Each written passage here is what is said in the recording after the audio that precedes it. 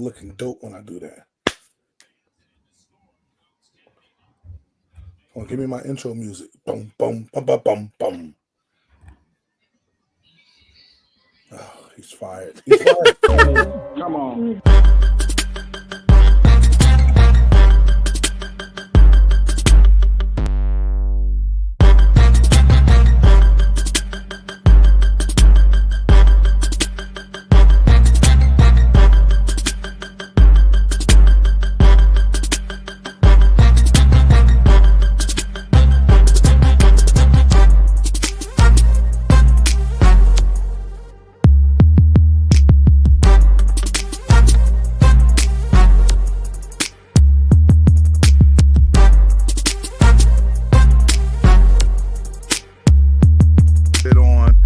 How important do you think 7-on-7 is to you from your point of view? I think it's more for the offense side of the ball. Right, and that's how you want to keep it into that system where they know that at some point I want to be the star at Eastside. I want to be the star at Your head coach does it for you. I feel you're just spending extra money for a recruiting. Hey, can I piggyback off that real quick? Yeah, definitely.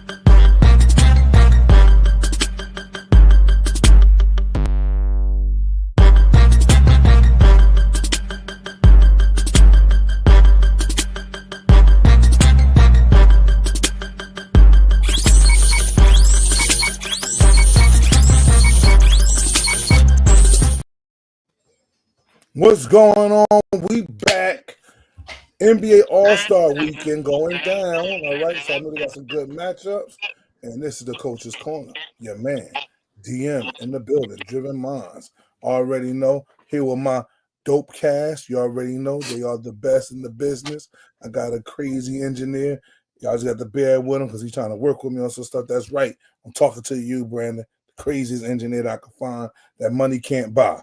Then I got my guys, Dan and She. You already know. They the ones that keep all of the knowledge pouring. I'm just the moderator with the show. I'm the hostess with the mostest. So you already know. Just in case you didn't know who those guys are, I got to share the screen with them. So, Brandon, you go first and then run it down the line. Sir, I'm just a guy here being an engineer. I just do what they tell me to do. I'm just a guy in the back trying to get never mind. I ain't about to. I was about. She was laughing too hard, so I was about to say something about She, but I'm gonna go ahead. I'm gonna chill. And listen, don't say nothing to She because She is our executive producer. When he says cut, you cut. All right. So that's how that works. But you already know. Next up, gotta let my man Danny C. Go ahead, introduce yourself. Talk about it. Coach Daniel Chamberlain, Northeast Oklahoma. I'm the podcaster of the group. Got the football coaching podcast, Coaching 101 podcast, Voices of the Heartland. You can pretty much we talk all kind of stuff. Football is the main thing. Yeah, that's me. Exactly. And again, like you already heard, the executive producer. He is the one, the only. When he speak, they listen. Coach She, as you are. I'm Brandon's the guy. I'm just the other guy, man. Coach She, Coach She, defensive coordinator at DePaul Catholic High School, receiver DB coach at Pro Edge out in Wayne, New Jersey. Just here, have a good time. That's right. And shout out to Brandon putting Pro Edge logo on our flyer. So you could tell the homies I said it's on me. All right. They ain't got to drop in no funds. It's on me. Just know when I pull up. All right. So you already know. But again, we got a dope show for y'all tonight.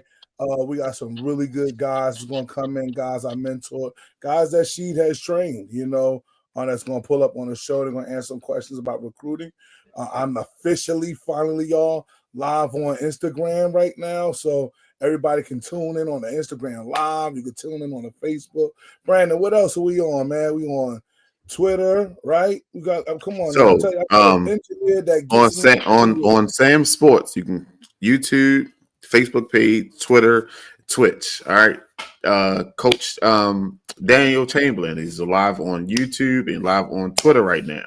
All right, Driven Minds, we live on Facebook, Instagram, Coach Sheed hasn't accepted that responsibility yet. So, but we're gonna give him time. We're gonna give him time to warm up to it. All right, warm up to it. All right, because I know once he go, that's when the money gonna start rolling in. That's it. That's when we're gonna start Yo, popping man. in the numbers. Yeah, This- they're gonna this- drop. this- They're This gonna blue roll up. magic, man. I think the executive producer is supposed to be live somewhere, right? Nah, this blue we magic, working man. on it. This Blue blue magic. magic, man. It's a brand name right there. So you already know. But yeah, like I said, we got some really good topics and some really good guys that get on here. Some guys' names are going to be posted underneath. I also know Coach Sheed is going to rename some of these guys as bum ass. It's okay. Everybody crazy. understands how it goes. But listen, when you've been in that gauntlet with Mr. Sheed right here, bro, it's different, man. I done seen them break them down and build them up, though. So, you know, we're going to have a really good show and really good time with those guys today. Our first guy ain't coming on, I think, until about 9:15. So we got some time to kick off whatever you want to kick off in the beginning of that. You know what I'm saying? Let me know what you want to rap about. Because I'm telling you, it's some things going to bring up some really big conversations, man. It really is. Yeah. So you're not live on your page. Your page is not live. The live feed is not going. The IG? Yeah. No, Facebook. Sure. but- Hey, Like Facebook's doing been live messing on- around lately. I can't go live with any of our stuff, so All right. that might be a Facebook problem. Right. Maybe. It says I'm live on here. Now it says I'm not. I don't know. It's Yeah. been an issue for us for like 2 or 3 weeks for the podcast. All right. So you can let me know. Is you sure it don't say? It should share it. The edit privacy in the post. It does. All right. So let's check this video out. All right. Believe these kids will not buy into a tough coach. Here's the truth. Some won't, but most will. Here's the key. You got to set the tone day one. If you're a soft passive coach at the beginning, it's going to be harder to get strict and get buy-in near the end of the season or the middle of the season. You want to set the tone by being extremely organized, disciplined. At the beginning of the season, you're going to get 80% of the buy-in. If you try to be nice guy at the beginning of the season and then become more strict during the middle of the season, what's going to happen is the reverse. Instead of getting 80% of the buy-in at the beginning of the season, you're only going to get 20%. And look, don't be afraid to lose parents or kids. Everybody who signs up for your program isn't a good fit. The DNA of our program is discipline, hard work, professionalism. That's what we teach our kids. And parents who value this love our program. But if you got people who don't value professionalism, they don't value organization or hard work, they are going to hate my program. And we're okay with that. Because we refuse to water down our standard because of what society has trended towards. We refuse to be undisciplined because society says it's okay. We refuse to have a losing mentality because adults have losing mentalities. We want to teach our kids how to be winners in life. That's the goal. Coach, set your standard and don't deviate from it. Beast out. Oh shit! I forgot about the damn noise. Well, that's cool. That's cool. Shit. You know, will your kids buy into tough coaching? And I mean, you heard me say, like I said, and some guys that's going to be on the show might attest to this about, you know, being in the ring with Coach Sheed, being in the ring with me, that, yeah, it's tough love around our side, okay? And those guys that bought in, I'm not even going to talk about where they are as far as an accomplishment, right? But just as men, I've seen these guys mature and be really good guys, really good men. So I would hope that parents are more supportive of letting their kids buy into tough coaching. And I hope coaches understand what he's saying. We got to make sure that, you know, you are like being the same all the way through. Like he said, some guys be on, it's okay, and don't want to do nothing, don't really want to push the envelope. Then you want to rile up on that guy, and then that guy gives you kind of some backlash.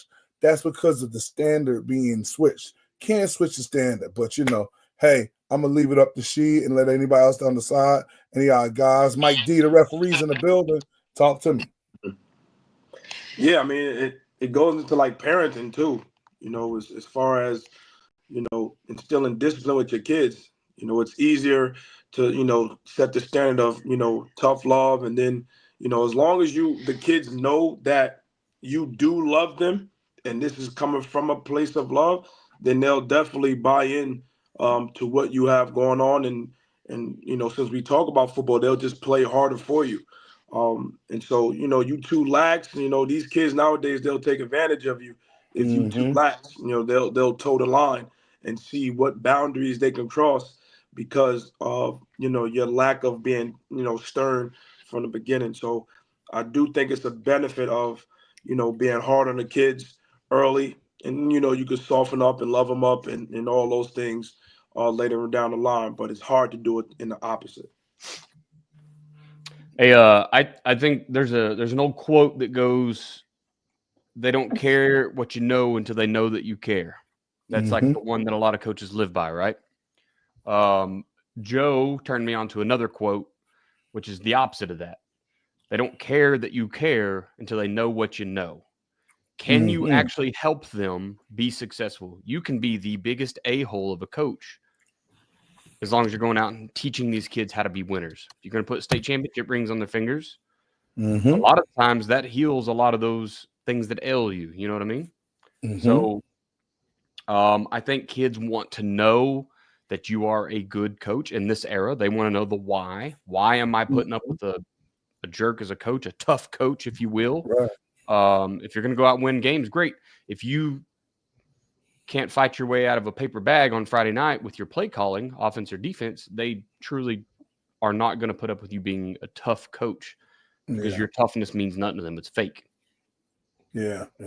I agree with that because I think you agree too that if depending on who you are will determine whether they want to listen to you kind of, driving that message home. You can't really be not able to give guys some some tough love, and you can't, like you said, man, you can't even coach to win the game. But I don't know. I'm not saying this. It's tough for me sometimes to answer certain questions because I've been on some good teams more often than I've been on some bad teams. And it's not like, I'm talking big up of myself. Just, the work is the work. And I think that I'm sorry, B, you got the rec program. But when when you just kind of when you're getting it done the right way, man, it just happens. It's like contagious. Kids always had the phrase kids crave structure. And so as long as the structure was the structure, it is what it was. Sometimes some parents, and I know I see it more nowadays than it was back in the day, some parents that kind of don't want too much of that structure. But that's when you got to kind of set the standard and say, well, this is how it's done here. And if you wanted something different, you can just go over there. Like I do like what he said. We can't be afraid to lose the kids. You only want the kids that's your kids that can respond to your coaching and your stuff like that. Oh man, we got some good responses popping in, man. What we got? Shout out to Dalton, coached the Special Olympics. So Dalton knows about coaching. Dalton is a Saints fan, so he's used to losing and shit. That's why I got your ass. But shout out to Dalton. Shout out to Dalton. Me and Dalton go back and forth every day, all day. Mm-hmm. I think we have to also understand here that not every kid they don't all take the same type of coaching the same way. So and that's why we need multiple. We need a varying type of staff. You need a tough coach. You need an easygoing coach. Yeah, all good cop, Some bad of them cop. are so mature that they're like, I'm not putting up with that dumb stuff. Like that's stupid. Mm-hmm. Just to play a listen. sport, right? And for that kid, you need him a coach he can cling on to. Yeah. So it is like good one to of the build guys. your staff out with guys that can do it all. If you're going to be the super tough guy, you better have somebody on staff that can catch the guys that ain't buying into your stuff. I know we had a guy that's going to be on the show tonight. Mr. Kareem. He's one of those guys. He tries to learn as much of the game as you teaching and more. So you had to really learn how to kind of work with him. I don't know if you had to deal with him on that type of manner, but he was a very cerebral type of guy. And so you couldn't just be like, hey, go run the routes like this. He's like, nah, that don't make sense. Nah, like tell me why I'm doing it like I'm doing it. Why am I covering like I'm covering? Like, don't just give me some type of assignment just to send me on some dummy mission. Right. Because I know if we run in cover 4, my responsibility is this, and I make sure he knows what his responsibility is because I don't want to get beat. That was just competitive in him. Like he just was a really, really like high-strung competitive athlete. So that's probably why he ended up in the place where he ended. So can we backtrack a little bit? What is your definition of tough coaching? Is it yelling at the kids? Is it not taking no shit off the kids? Is it you gonna be here on time? You gonna give 100% every fucking day? Like, what is your definition of tough coaching? Because I know some people who tough coaching is I'm not taking no shit off these kids. Like, that's not tough coaching. Like, Hey, you know what? Here's the thing, Brandon, is that I think most coaches think that they are tough coaches. Some of them are excessive, they're just assholes, let's be honest. Right? And I'm not putting up with them as a coach, much less should those kids have to deal with it. But they say, oh, well, you just ain't built for tough coaching. It goes back to that. They don't care that you care until they know what you know. Can you carry your weight when the pressure's on? Then whatever your level of tough coaching is the definite. It's just such a tough topic. Right. I think it just comes down to respect. I think that's what it is when it comes to tough coaching. So you may not be a yeller, but if your kids respect your work, you're putting in the work, it helps them understand. All right, he don't really know what he's talking about for real, but he working. I'll play hard for him, and I'll eat the meat and cut the fat. That type of thing. So I think if the respect thing comes with it, and a guy like Kareem, if he don't respect your knowledge, if he don't respect your work, he gonna let you know. He's gonna let you know. What are you even talking about? So I think it comes down to respect, to where if the kids are respecting you and you're respecting the kids, I think it'll be easier for you to be a tough coach. And it doesn't have anything to do with yelling. It doesn't have anything to do with screaming all the time. It's just, all right, respect my standard. We talk about standards all the time. Respect my standard. This is how I do it. This is what I want done. And I'm going to show you what that looks like. All right? Accountability, discipline. I think I put a post up about coaches going on the journey with their kids. You have to. You can't just bark out orders and you're not doing what you are preaching. That doesn't make any sense. That's where you lose the respect. Hey, B, is one of the guys backstage now or no? no. Okay. They're trying to get in right now. Brandon, are these just a bunch of YouTube bots? What are these conversations over here on the side? Sir, I just, sir, I'm going through the comments as they pop up, sir. I'm just watching, sir. As the comments pop up, I'm just going through them. It ain't been nothing crazy or wild, so I'm just letting it flow, sir. Yeah, I'm with it. Mike D. I meant to get Mike D on because I saw this clip of the kid, and I wanted Mike D. and I wanted she reaction on it. Remember the one I sent you in the chat sheet? You put the thumbs down on it. I think so. I gotta go back and look. And don't worry about it. I'm about to put it here. Give me like 60 seconds. But and Micah invite. I bet he'll jump on. Tough coaching. So I had this guy who was like, no, you got to be hard off the jump. You got to be hard off the jump. So, and he was the program director, right? This was my second year coaching. I needed some guidance. So he walked on the field and he was like, he didn't say, hey, we're going to do this. Hey, you motherfucker, we're going to do this. You're going to run the. Damn. Yeah, he Two lost kids. 2 kids never came back. Yeah, he lost the respect off rip. I mean, you just walked on the field. You ain't say, hey, I'm coach A, B, C, D, none of that. You just walked on there, spazzed out, and. But he thinks he's a tough coach, Brandon. That's why that question earlier. What is your definition? Out. Yeah, what's your definition? Now, he thinks those kids are weak. He thinks you're weak for talking about this on a podcast or on a show. That's probably that too. Yeah, he thinks he is the definition of tough coaching.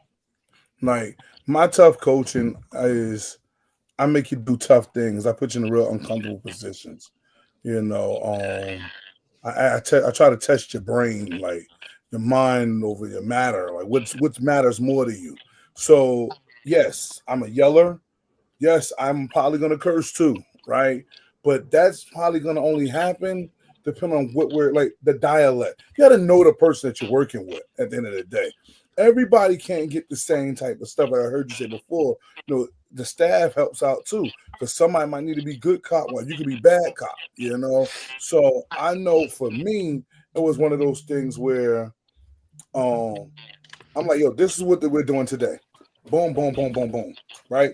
And let's get to it. And when I get here, we're running to every station. We're doing it. It's just, this is the standard for the day. You miss out on one of those things, it's bad. Like, I'm probably going to flip my shit because it takes time to put up this program on what I really want you to do. And if you just continuously mess it up, now you're not giving me the attention to detail that I'm requesting. I'm going to move forward. I'm going to tell you, move out the way. Next guy up, and then we're rolling. Some people might take that as tough coaching and say, well, they just dismissed my guy. That's crazy. It's my son. He didn't even help work with him. No, we had a meeting prior to we getting here. We got here. This was the standard, the rule. This is what we're working on today. And now we're trying to execute that, and he's not picking it up. So he has to figure it out on his own. Maybe his teammates can help him out. But I'm next guy, next go. And it's going to be like that because, like you said, I got a small amount of time to get it done. And yes, I'm a tyrant, so I want to make sure it's done to the level of, like, I'm trying to hold a kid to this level here. Even though he can only go this high, I still want to hold him to this standard where he gets, like, this is what we're doing. You know what I mean? So that's mine. I know, because I get it. I heard it. I had my guys like, yo, Don, you be tough on them. Because I just have to get them to understand that in the game, there's going to be a lot of tough situations, and only the tough guys mentally are going to persevere through that. Let's see. I think what you got? I think somebody said it earlier. Maybe it was on Twitter. I was following the stuff over there, but it's just being authentic, right? You don't have to. Don't try to be a tough coach. Tough coaching is just holding the standard, whatever your standard is. You can't try to be tough. Be authentic to yourself. It's okay to be the soft coach. It's okay to be a realist. I like that too. What Mike those D things said. are absolutely okay. You gotta salute the good too. Can't just be like, you're a piece of shit, you're a piece of shit, you're a piece of shit, and then he actually makes the play, and you turn around like, yeah, it's whatever. Like, can't get that off. I mean, but you know, it's a balance, and you can't try hard, like you said, Dan. Like, it shouldn't be something that you're like trying to manufacture. It should just be you. Hey, Brandon, he's in the background. I know people. No, sorry, nobody here. Sorry, I'm not gonna leave him out there. So I am the coach that be cussing all the time. I do. Like, yo, if you drop that ball again, I'm gonna stick my foot up your ass. Run your route and go get that goddamn ball. Like, that's how I talk to the kids. I don't do all the yelling. If I gotta yell, we way past gone. Y'all might as well get on the fucking line. We about to start fucking running. Like, I don't do all that yelling. If I gotta start yelling, then we got a fucking problem. Like, y'all should be listening. Y'all are young adults. I don't have time for all that yelling. Now in a game, oh boy, whoo! I tell you, boy, like fucking shit. Like, but nah, I try not to do all that yelling. Like, I learned that kids don't like the duck walk. Kids don't like to hit that hill, and we got a nice big hill out here. Punishment is the best way, man. I'll give a kid a punishment in a heartbeat. Only take one though. Just give him the one maximum death penalty. It's like, I'm never doing that again. Like, whatever you say, I'm paying attention. Yeah, and I love those. How about that? Yeah. Now, my tough love is just being an example of what I'm teaching you. So I'm just gonna hold you accountable to everything, and I don't want to hear no excuses of all I can't get done, because when you are a husband, a wife, a father, all those things, you can't come home with excuses of why the bills ain't paid. You can't come home with excuses. So that's my tough love. So, you know, even in my training, guys got a schedule that they're coming to the training. If you don't schedule and you just pop up, you're gonna owe me for that. Well, my mommy, my daddy didn't do it. Well, they're gonna owe me too. Don't matter. So because we can't go tell your daddy to get on the line, huh? Yeah, like we can't put in these kids. You gotta be accountable. You gotta be a good person. You gotta be disciplined. You gotta make no excuses. We can't say these things and not do them. That doesn't make any sense to me. So my tough love is I don't want to hear no excuses. This is what you say you want. Let's get it done. Now, I'm going to help guide you in how to get it done, but we got to get it done. It's no excuse. So if I'm putting in the work and I'm staying up late watching film, I get it. You got school and all that. So what? I got kids. I got this. I still got to get the job done. What if I come to Monday's practice and we got our walkthrough and our install and I ain't got nothing? Oh, sorry, guys, man. I had to stay up late a little bit and I couldn't. I got to get it done. So, my form of tough love is holding them accountable and showing them what being accountable means. Mm-hmm. All right, you ready now? All right, let's go. Bring him in. Oh man, didn't he get to wear these cute little purple clothes? You see this shit? I'm about to get up out of here. I'm about to get up out of here. Hold on. Oh no, she, don't go nowhere yet, she.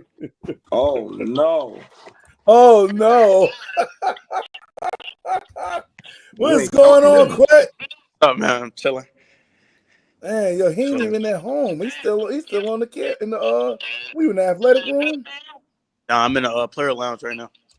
Damn, That's fucking feedback. Who got the feedback, B? That was she. I just had to mute him again. That's fine. It's fine. We gonna work it out. You don't really want to talk to Quet right now anyway. All you're gonna do is curse him out. You know what I'm saying? You know how this go.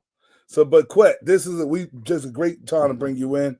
So we talking about tough coaching, right? Now I know you're gonna probably say you had somebody that was tough as a coach on here. I don't think it's like me or she. I don't know who you think it's gonna be. But what would you explain? Give us one of, I guess, either me or she that had a tough coaching moment with you. How did you respond to it? Well, I'm sorry. Let's do this right. I'm sorry. Let's introduce who you are. I was just about to say, damn, we don't even know who he is and shit. You got it. You got it. My bad. Because kids don't get options around here, all right? But I'm sorry. Go ahead, man. Marquette Dorsey, class of 2025.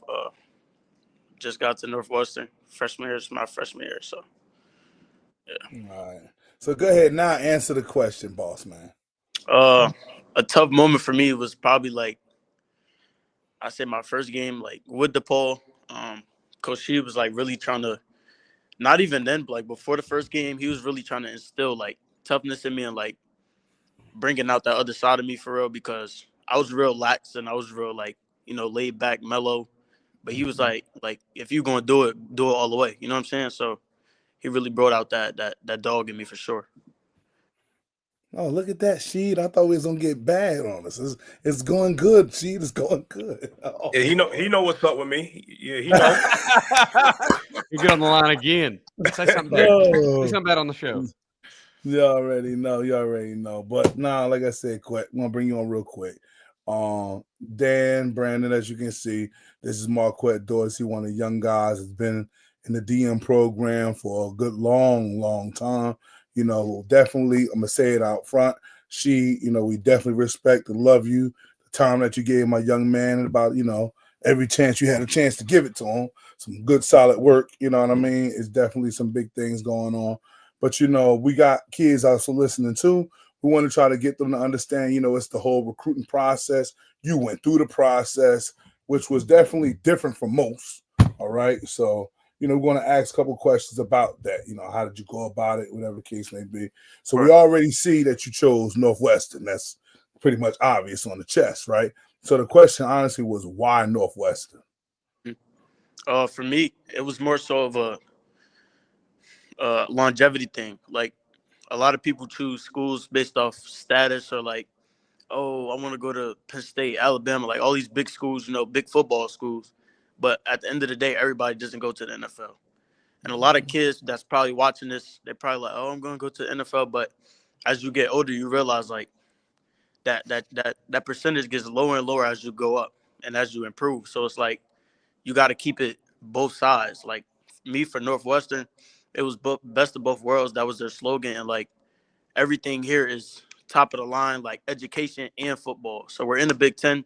We get to play the best teams, but we also have a great degree. So it's like if that plan B, you know what I'm saying, if we don't make it to the NFL, if we don't make it to that next level, we still have a degree from Northwestern and we could get to the next level in our lives and still succeed. So that was a big maker for me. Man, look at that, man. This boy is well-spoken already. That's got to be the Northwestern because we know that other juice sheet ain't the other juice that he had on him. That ain't why it's happening right now. You already know. Hey, let's get to the second question. Hey, B, let me know if you want me interject or slow it down, whatever you want. All right, B. So the next question, obviously, that we had for you was like, what were your other offers? You ain't got to name all of them. Just give us, you picked Northwestern. Would you pick Northwestern over? Penn State. There was Stanford. I was really big on Stanford. I like Stanford. Penn State, Stanford, Maryland. I was looking at Arizona State a little bit, not too much. Florida, I really like Florida. Yeah, those was like the you almost died over Florida, I heard. yeah. That was real big. Yeah. I have to ask, was Florida of such interest just because of their namesake? I mean, obviously they've not had a lot of success lately. Does the Gator name still carry a lot for you? That too. I would say like definitely the name, like just hearing it, you know what I'm saying, and like getting the offer for myself. It was definitely a dream come true. So I was really looking into that because it was a big for me. So yeah. For sure. And then I'll still one more question here. Stanford versus Northwestern, both hugely academic schools. Yeah. Great football programs. How did you make that choice? Was it just location? I'd say it was definitely location. I feel like Northwestern, the location here is a lot better, and also I feel like there's a lot of people that's just like me here. A lot of people go to schools with like a bunch of different people, and like they don't click well with anybody. But it's like here, it's a bunch of people that are smart and very focused, and like you know what I'm saying, on top of their things and athletics and academics at the same time. So it's like coming here and seeing people that are just like me, very focused and level-headed, it made me pick here Stanford for sure. That's good to hear. I've been following Andrew Luck's recent return to I think he was the GM now of Stanford. So I'm loving like it's cool to hear about the other side of the country really has a school just like that. Yeah. Right. You already know. You got some shout outs here on Facebook. We some Instagram. You see Mike Bright saying what's going on to you. So obviously mommy is on live, so you already know how that goes. Yeah. But anyway, God. Yeah, I know. See, we're trying. So let's skip the question 4 on you, man. What's your expectations for yourself? Like I said, you just got there January, so you're working out. I know. Remember me, you said some meetings going on. Like, what's the expectations right now? I mean, first out the gates. What you tell me? My expectations is to come and dominate off the rip. People come in, they want to contribute and get in where they're fitting. But like me, I'm coming here. I came here as a corner, and I came here to dominate. I came here to win and beat everybody out in that room. You know what I'm saying? So for me, it's just like getting there early, recovering, working hard, just getting myself in front of the coaches. You know what I'm saying? Learning my plays, all types of stuff. Like doing anything to get in front. That's really what it is for me. Okay. So you play corner? Yeah. All right. Listen, Coach Mike D still here. Let me play this clip up that I found. All right, and I want y'all response on it. Hopefully, there you go. This boy on his knees. He on his knees over here. He got on. He's over there. Right there. 6. That's it. He just did it. He called that O2. He called that O2. I didn't call this shit though. Hey, bro. All right, damn. Is this acceptable? No. Just ask Dorsey what I would do if that happened. Just ask him. And that's going to end everything you need to know. Just ask him. No. The answer is just no. Like as a coach on the sideline, timeout. Yo, go ahead and take all this shit off. Take the cleats, the pants, the socks, everything. Go, like. Listen, man. It's all fun and games when you on top, but the rabbit gonna get the gun eventually, right? It always happens like that, and you gotta always understand the goddamn disrespect, though. But you know why? Because that's the standard that those coaches are. That's what they had. That's their standard. We talked about it earlier with tough coaching, right? And a certain standard that you have to have. These guys are celebrating, excited about that it happened like that. Because he got the pick 6. Get the fuck. Right, but the team they're playing is not that good. We always can see that, right? But you know what? This is that you won't see this kid go too far. It's not going to be because of the kids. It's going to be because the people are around. Again, it's more of the people that were around our kids of why our kids' success rise and fall than just our kids individually. Okay, we know a lot of kids who are very talented, but because their circle, you know what I'm saying, is kind of toxic, then they end up in bad spots. You know, I'm gonna ask his last question. I'm gonna let him get out of here. I think I got his little brother on the other end ready to get in here too. So the last question I'm gonna ask you was like, explain to me your recruiting process. Was it stressful or non-stressful? How did you handle it? Honestly, like for me, God blessed me with a lot of opportunities, but they came real fast. So it was like when I got one, I didn't really have much time to enjoy one. I just got the next, you know what I'm saying? So it was like I never really had time to really sit down and think about like the opportunities that I was getting. I was just getting them. So they was just coming so fast, but it was very stressful because like, you know, I was just looking at all of them and it was like, you know, staying in contact with all of them, keeping in touch with all of them. Like that was the most stressful part about it. But I feel like picking a school was also stressful because it was like, you know, they were all throwing things at me and, oh, like come here, you know, they all salesmen. So it's like, that was real hard for me as well. But yeah. That's it. That's what I'm talking about right there, man. Yeah, that process is definitely interesting. You know, you do got a lot of guys telling you that this is the best place to be. You can wear, you see, you got number 5 on right here. That's how they play you. You know, that's we're gonna set you up, dress you up, how you looking all type sexy. Then, you know, then the reality hits. You got to kind of listen with a real fine ear when these coaches talk to you. You know, but I'm glad that we get you on, guys. I know we got some people live on the Instagram feed listening, and they're going through some of the process as well. So I hope they really digging into what you said tonight, man. Really good conversation, man. I am proud. This kid's well spoken. I'm gonna have to blame Northwestern for this. I have to. I know it's not me. I gotta give it to somebody, and I ain't giving it to his mama. I know his mama watching this right now. I ain't giving her no credit. We're gonna argue about me. I have a. We talked about tough coaching earlier. So, Mr. Dorsey, my question to you is, what is your definition of tough coaching? We kind of spoke ours earlier. What's yours?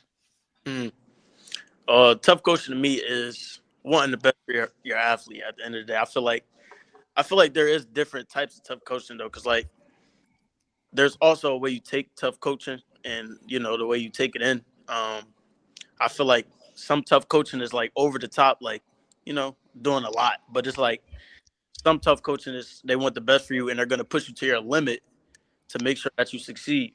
But some coaches do overdo it sometimes. I can't lie, but there's Nah, say who it is. Like don't yo. I know. I'm just saying. No, he just saying, man. We ain't gonna name no names, man. He just saying. Confirmed. She takes it over the top. Confirmed. That's it.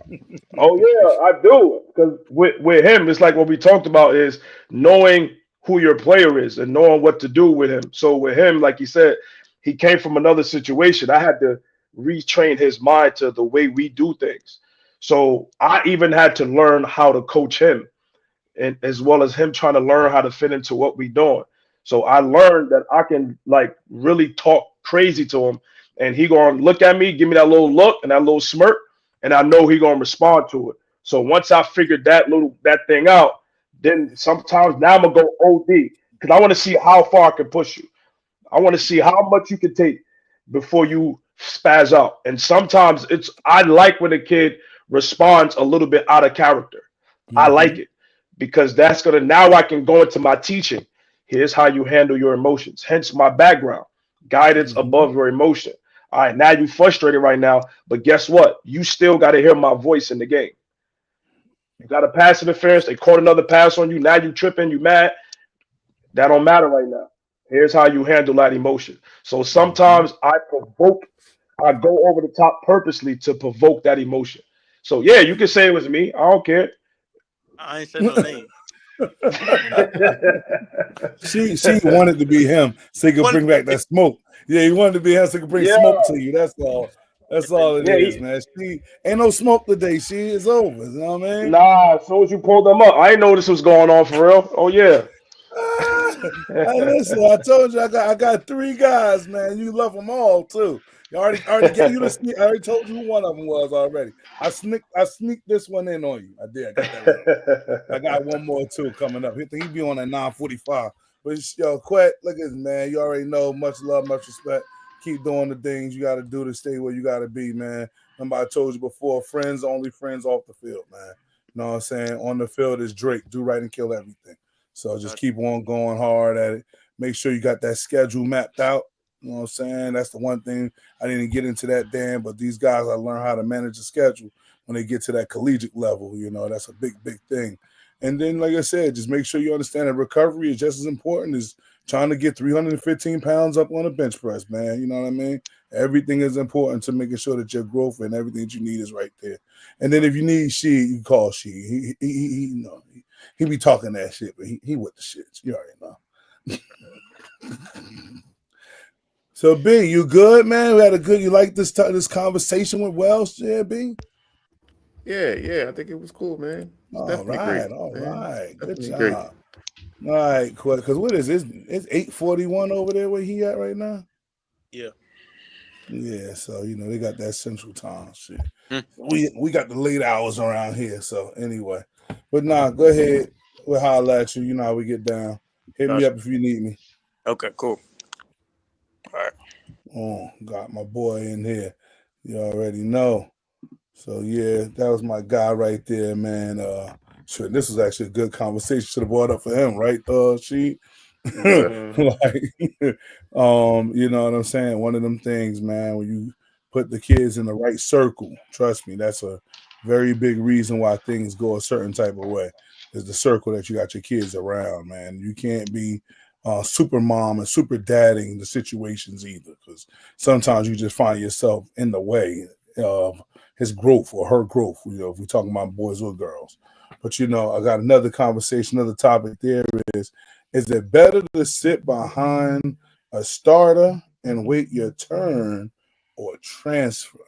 Now, a lot of us know what the realm of where college is right now, and we see it on the high school level, but there was a time teams like Alabama would have Heisman after Heisman waiting, guys in Miami at one point, just stud after stud, and all of those guys still kind of got what they needed to get. Even when you look at Ohio State, their receiver rooms crazy crowded, nobody left.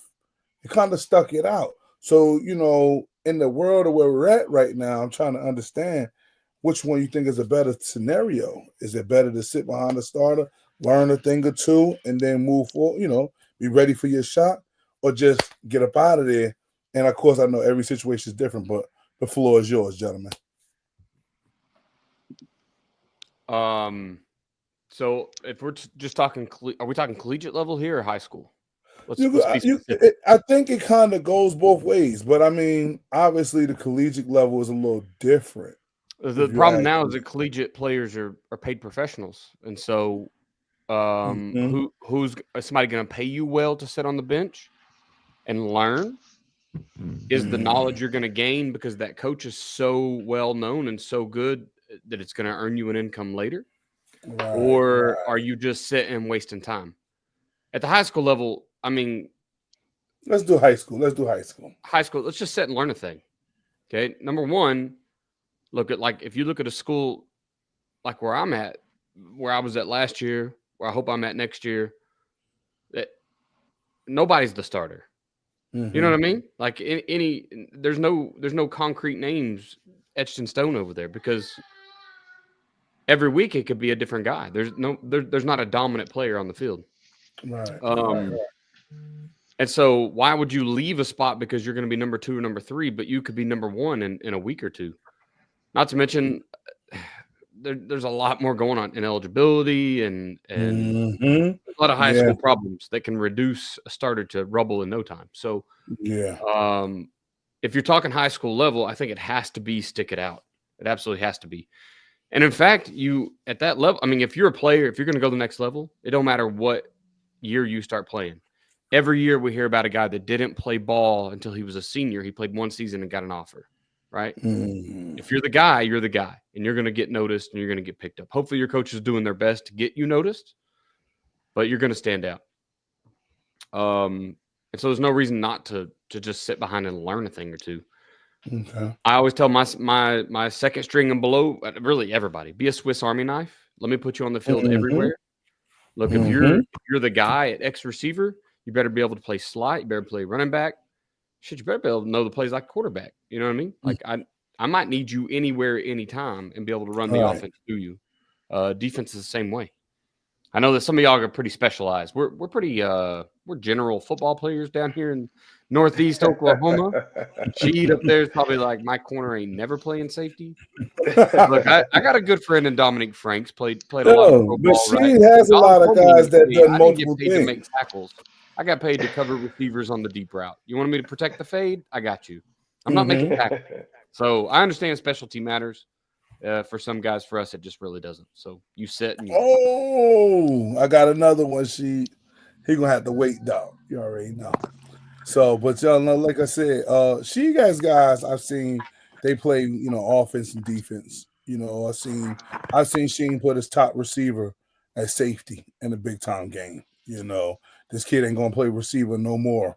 I mean, safety no more unless who knows, position changing and availability in college. But just for those guys to be able to make those adjustments, like you said, they had to definitely know what's going on, or they can't, you can't use them. So you definitely had to prepare.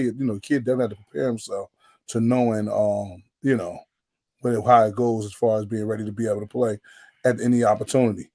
We got my guy here, man. Introduce yourself, sir, because I'm not going to say your name. I got in trouble by my engineer already by getting excited about my guy. So. Go ahead and introduce yourself, young man. He got his joint muted, right?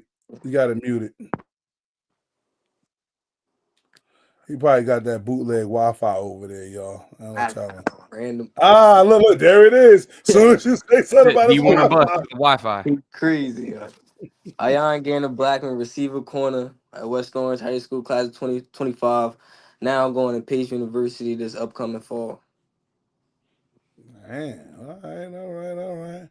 You see what we talking about over here? Another, you know what? Go ahead, please. Just I don't know what's going on tonight, man. This is getting crazy here tonight. Man, I wasn't ready for this. Listen, this is the last one you don't know about. Like I said, you only knew about the first name that I mentioned. You didn't know about this one. Dose of Hope. He said he's going to Pace University in New York.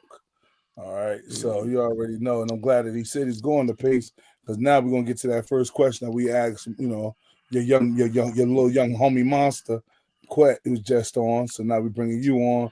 First question was like, obviously you picked Pace. Like, why? What made you pick that school? To be honest, I picked Pace because basically I took a couple visits before I went to Pace. I visited like Post, Utica, and all the visits I went on, they only talked about like the football part. Nobody really talked to me about the school and academic like part. And then when I visited Pace, they was like, man, even football, like the goal wasn't even just about NFL. The goal was just like to help out, to make sure everybody have a job like after college, so everybody have the right career, be on the right path, not just about football. So that's the big thing why I chose Pace. And yeah. Life after football. That's two. All right, it's two guys out of the same camp talking the same talk. That circle, I'm telling you, if your circle right, man, you're gonna be where you need to be mentally. Your circle not right, well, I don't really know. You already know what I'm trying to say when I'm saying it. But nah, man. Hey, look, sometimes you gotta throw the bait out there, But nah, I love the fact that you picked that school for that reason. Obviously, you had an interesting recruiting trail.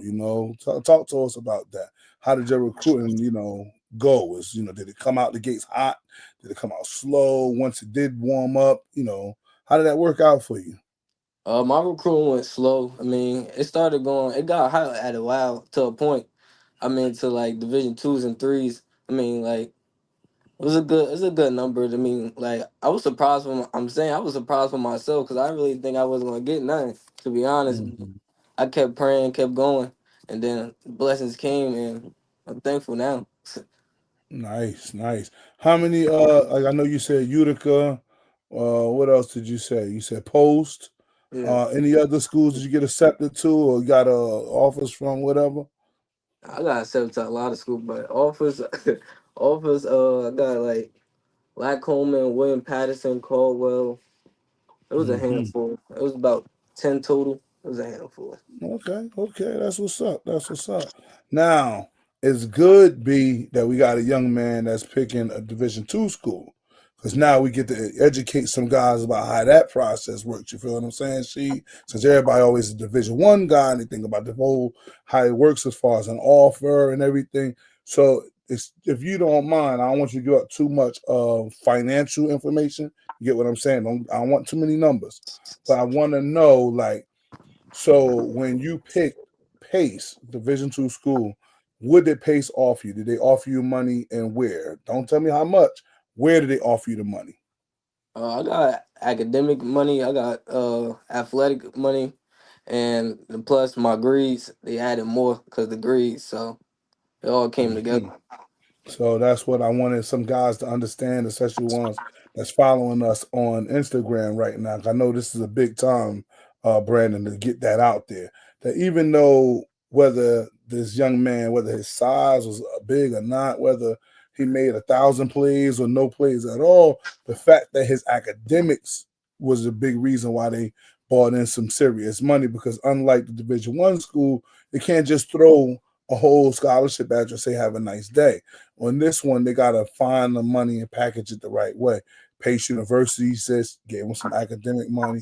He also got some football money from the football side of things. And so because academics was high, they actually found a lot more money for him. So good, big shout out to you, man. Great job on dominating that classroom. I know that right there was something you ain't used to. Jeez. Brandon, I'm telling you, bro. That's why my mouth like this, bro. Pulling Crazy. teeth to get this joker to get his shit right. You know what I'm saying? Tired. Don't believe that. Let's see. Oh, the Hamilton. Okay, yeah, Hamilton's son went D2, started off 4 years, is now an MP in the Army Reserve and the Capitol Police. That's what's up. He's talking about, I think, Zay Hughes. God, which one? Not Oh, Zay. I Big feel like Zay. yeah, I Mm-hmm. know. So, I know what you're talking about. Let's see. We already talked about the deciding factor. I slipped a Mickey in there. What's your expectations for yourself? Hey, Sheed, I hope you say train, because you probably ain't seen him since what, like December? You know, I got the receipts. Okay. This fucking guy. This Nah, guy. I had to We don't get play the fair, seats B. out Hey, the B, way. we don't play fair. Soon as we get one of these kids like this in the pen, you give them that sauce. You already I know. had So to, what's your expectations for yourself, Mr. Gainer Blackman? since I finally made my decision, that's really what it was. Hey, come on now. Now I'm really got it's time to really get back in the lab, and now I actually can't wait to go back, like go to school, because I feel like I'm really focused on like adjusting to like the school and college football, because like everybody already told me that it's a big adjustment from high school to college, especially the schoolwork. So that's what I'm really focused on, like the big like controlling my time. So that's what I'm really focused on. Yeah, that's my. Cool. January 10th is the last time I seen him. Yo. January And then 10th is crazy work. and then before that was December 29th. I think I got the same receipts. I think I got Yeah, the no, same receipt. yeah. It normally comes out of my bank sheet, so I think I got the same receipt. But hopefully, I guess I got to cut back on my extracurricular activities, because I might have to start back paying. So just hold me down on that sheet like how we always do. Dan B, you got a question for Mr. Gainer Blackman? What you got? So I got a question. Were you trying to go D1? Yeah. Or it didn't matter. You just wanted to play.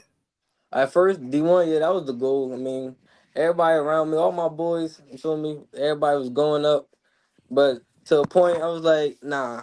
I seen the competition. I know I could compete in a D2 level, a high D2 level. So I was like, nah, I'm good where I'm at. I could ball out. So I got to ask about JUCO ball. This new ruling that you get 2 free years at JUCO, did that weigh on your decision at all, or was that never in the? Did you never weigh that? I spoke to my agent about it real quick, but it wasn't on nothing serious. Yeah, my man crazy. Hey, yo, you hear what I gotta go through, y'all? His agent. Go ahead, man. I'm sorry. Yeah, it's Uncle on his Don. sleeve. That's why I call him his agent. Show him your sleeve, Ion. Oh wait, on the side. Hold on. DM on the front, on the right. There we go. Did you got the water? Crazy. Did he got the water? I don't need the water. He just got the clothing. You see, it's on the picture, man. It's everywhere. But yeah, it was interesting conversation, Dan. We did that came up, with the whole JUCO level. But being realistic was what I always try to be with Ion. I always try to let him know that at the end of the day, we're gonna go there and then what? If it's go there and then Division I, and we got already Division I conversations, serious Division I conversations from coaches, then yeah, that might be a good avenue. If you're not having serious Division I conversations, then you're gonna go there and end up pretty much where you're probably already gonna go. So just find a way to the spot that you're gonna go. Like I always told him, follow. My brother told him follow the money. So he followed the money to Pace. And then he's kind of saying he's ready for the work. She will know, but he's saying he's ready for the work. You already know. I'm about to put it's a really good point. A whole regiment together to understand that there's outside resources to reach out to, because to just a high school coach, I want to send every kid I ever coached to JUCO for 2 years. Why not? Get bigger, faster, stronger for 2 years, and then go chase NIL or go chase a starting position or whatever your thing is. So, it's a very interesting conversation. So, and then it depends on the JUCO situation too, right? Because some situations are like, I got a young man. He went to Dean. I think that's Massachusetts, up in Massachusetts. He's having a great time up there too. Like it's a school that's kind of like working out where I probably would tell some kids check Dean out. But I've also seen some kids that went to, and I'll just no name, but I'll just say the school he went to, which was Nassau. And man, if you wasn't from a kennel of like purebred bloodline dogs, it's probably not a good place to be. You had to be about that action. You coached, I believe, also in the JUCO ranks. So you can help us a little more to understand how that works as far as situations with the JUCOs or not. Go ahead. Yeah, so before like the portal, you would get, kids that, would bounce back. So what I mean by bounce back is a kid that's at Rutgers, he's having grades issues, whatever. He fails off the team. He may go down to JUCO for a year, get his grades right. So you're competing with, those type of kids. And this is before the portal stuff. So, schools like Nassau, who was a powerhouse, Dean was a powerhouse at one point. They would get these type of kids along with your top high school kids, because at the time SATs was really important. So a lot of kids would come in, right? Then they have great SAT scores or ACT scores to get into these Division I schools. They will come to the JUCO ranks. Now this is all before the portal. Now with the portal, it kind of derailed the JUCO, because now kids don't go bounce back to JUCO anymore. They'll go into the portal. So now with the new rule, right? What I think they did with the new rule was the portal was getting too crowded. So now to incentivize the kids to go to JUCO and not lose a year, that's why they made this new rule to where, all right, we got to empty this portal out. There's too many kids. JUCO is dying. All right, go to JUCO. You won't lose any eligibility. So I think that's kind of why they made that new rule, because kids weren't going to JUCO. They were even doing prep school out of high school, or they will go, or if you were already at college, you would go to the portal. No one was really going JUCO. So now with this new rule, you can go to JUCO and not lose a year. So it definitely, but it's going to be dangerous for high school guys, like you said. If they're not already having Division I conversations, it's going to be very difficult if they're not a big time kid to go to JUCO with today's rule, because now I got the 27-year-old who came from Miami. He's going to Nassau now. He's been, so you get that type of deal. Yeah, and he gonna be a purebred German Shepherd. Okay, we bought that action, boss. Trust me. So you already know. But I think that's what it went down to, Dan, when it came to Mr. Ion and his the JUCO conversation. Because we ain't gonna put it out there, but he a little lazy, man. I still got to work on him before I get him out of here, man. Yeah, why he on you like that? I got him out on the air. Hey, Top of the hour, we have Coach Sam. That's all right. Hey, nigga, now you got to prove me wrong. So the next time we come back on, I'm like, yo, man, this boy won't leave, man. He keep going to be in the gym. So it's all good. That's how I challenge him. And guess what? You know what that is? That's that tough coaching. It's that tough coaching. Not one curse was said, right, She? I put it on. There it is right there. See, Brandon? That's how it goes. But, like I said, I appreciate, love you, all of that good stuff. Giving me 30 minutes of your time. I know you gotta probably text somebody that's gonna make me throw up in my own mouth, whatever. I'm sorry, y'all. It's hard dealing with this all the time. Okay, it's really hard. Yeah. You already know. She pending weather. I guess he'll be there on Friday. All right. I'm in there. Yeah, he's in. I hear you. Sign me up right now. Nah, no, I ain't leaving until I'm signed up now. All right, now you see this, B. Y'all gonna think I'm stopping. Hey, B, what was the conversation? Dan, didn't he say kids should sign themselves up or the parent got to do the punishment, right? Now you see right here. I heard parents on the line. I have an agent. 5 gassers per absence. Let's go. That's what I heard. Somebody gonna get in shape. Somebody getting in shape. And then he said his agent, Dan. Then somebody asked us, Will Hathaway said, what do you think the NIL in college sports? I don't know. I'm dealing with an NIL right here in high school. I'm tired. Oh, nah, man. B, you got anything? I'm good, man.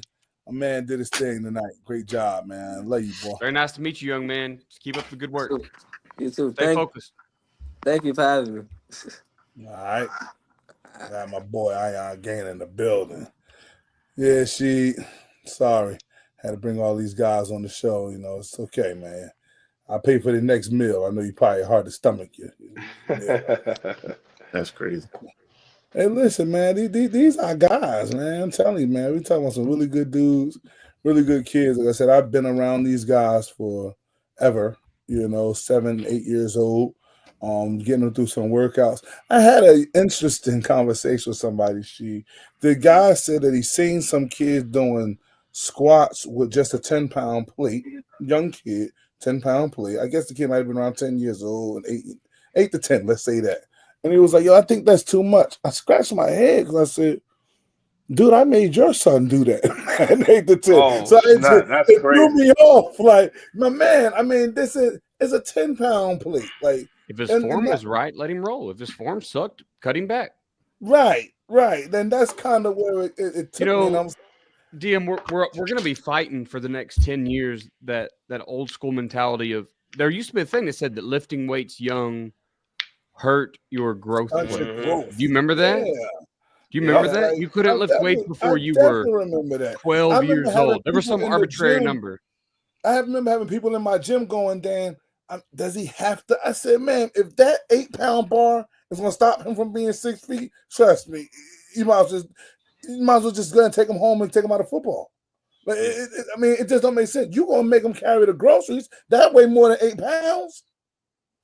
We're fighting a lot of creatine. Remember, creatine used to be bad. It shrinks you up in places that matter. Lifting weights would keep you short. What are the other rumors, right? Like, there's all these things that you can't do for kids, and all of a sudden we're like, actually, put your 6-year-old on creatine and put him in the weight room and see if he doesn't turn out to be the next Rob Gronkowski or something. Now, Rob's pretty tall. My kid's never going to be that tall, but they got so many different things and philosophies instead of just work. Like you said, the form is right. Let them keep working. If the form is wrong, then okay, we adjust it and making sure that it goes the right way. But it's definitely some topics and stuff that's going on nowadays that are, I mean, they're hilarious. And another thing is, I'm sorry, B, I don't know what else you guys are topic, but I just had to say one more thing. 7U, 8U, 9U, 10U, hell, I think I'm gonna go all the way to 13U. That is just youth football. Like, it shouldn't have to go no further than winning the league championship and calling it a day. Like, traveling all over the world for football, for basketball, or maybe not basketball, because basketball you actually get ranked early and actually be a whole pro in like 3 years. But for like sports that are very long, like it takes a long time to get to the end, like football, you got to learn how to manage your money out, man. I'm seeing a lot of stuff, and mainly maybe, like I said, maybe it's just my younger kids, but I'm seeing a lot of 7-year-olds, 8-year-olds. They got them traveling all over the country for, more plastic trophies. I just don't understand it. Maybe somebody on the panel can help me understand it, because I'm, like I said, clueless about it. Yeah, I'm going there. I'm sorry. Oh man. I'm just saying. Yeah. I'm just asking a question. I mean, it's what is the goal? Like, is our goal for our kids to get better, or to just keep spending all of this money from 7 to 14? Then you feel drained out by the time you get 14 and don't want to spend nothing else when this is the time we really need to spend it. Or the kid get burnt out because it's been doing too much. Like I know people who take season end in November. They take a week and a half off. All of December, the kids are training. January, February. I mean, 3 and 4 days a week at 8 years old. Like, it's just too much. Like, when it just is too much. It's 25 degrees outside. Why isn't fucking 8-year-olds outside? First of all, that's another thing. Outside, come on now. We can't do this. All right. If it's too cold to be outside, then don't go outside. And if that trainer has you outside and there's snow on the ground, that would be a telltale to not be outside. All right. But, I get it. But my guy Mike, because they be in my head with it, man. I be having to get it out sometimes, man. But what my man Mike said, man, for you guys that are trainers, what are the rules when it comes to creatine? I'm hearing things like Celsius drinks are on the ban list. Might be Celsius on the ban list because it's giving people's heart attacks. It ain't because of the creatine that's in it.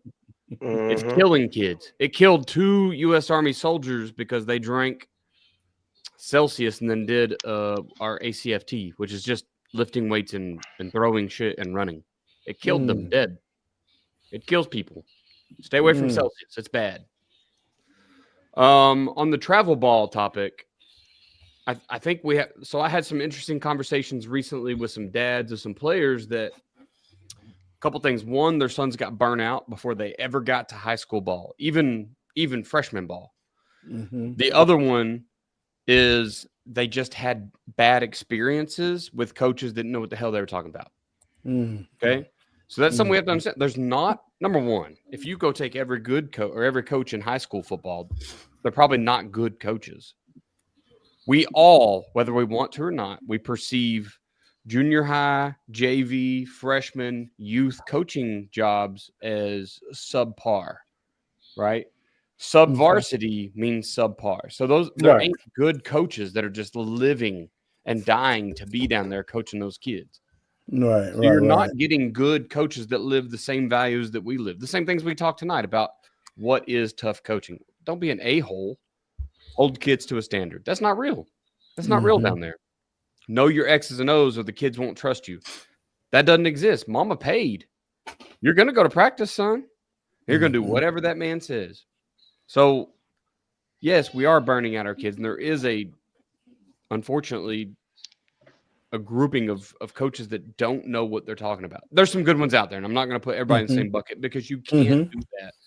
Right. But yes, we have to stop this trend of traveling football to go win, like you said, a plastic trophy, a thing that don't matter. Right. I guess you can really work up the ranks and figure out which ones do matter. Does a state championship in high school matter to a collegiate athlete who wins, the NCAA championship? Maybe not. Right. But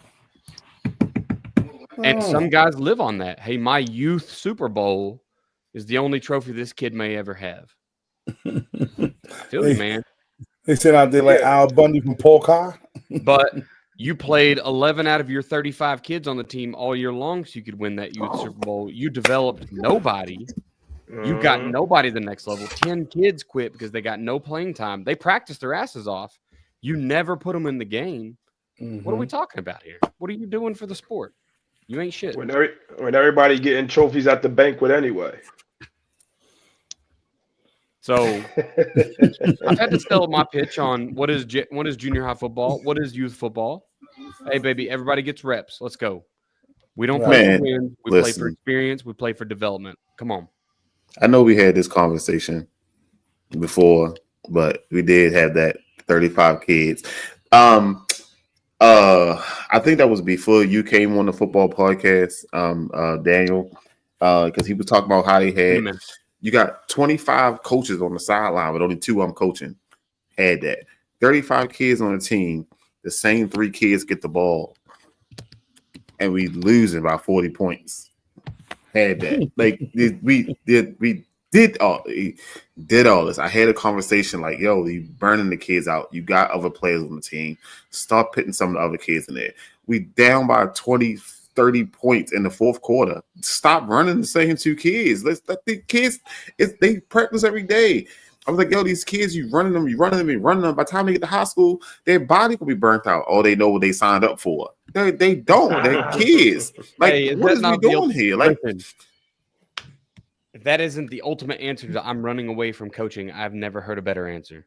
Like, they know what they signed up for. This shit is crazy, man. This shit is crazy. Like, so Jamal that was in the comments earlier, like, he can come on this show. He can tell you I fuss and cuss at his ass all the time because his son don't have an off switch. It don't give a fuck. They could be down 40 points. He playing like it's 0-0, and he's one of them plug and play players. Don't matter where you put him at on the field, offense or defense, he's gonna show up. He's gonna do his fucking job. He's one of the meanest, lower his shoulder and run your ass over running backs. But if you put him on the offensive line, you're not coming through him. Strong safety, free safety, corner, defensive end, it does not matter. He's going to excel no matter where you put him at. He's going to do his fucking job because I trained him at every single position. That's what I do. I train all the kids at every position. He can snap his leg in half. He does not want to come off. He does not. You got to yank him off the fucking field. Oh, I'm good, coach. Motherfucker, you sliding across the field. Get him off the field like you have to. He does not want to come off the field. You have to.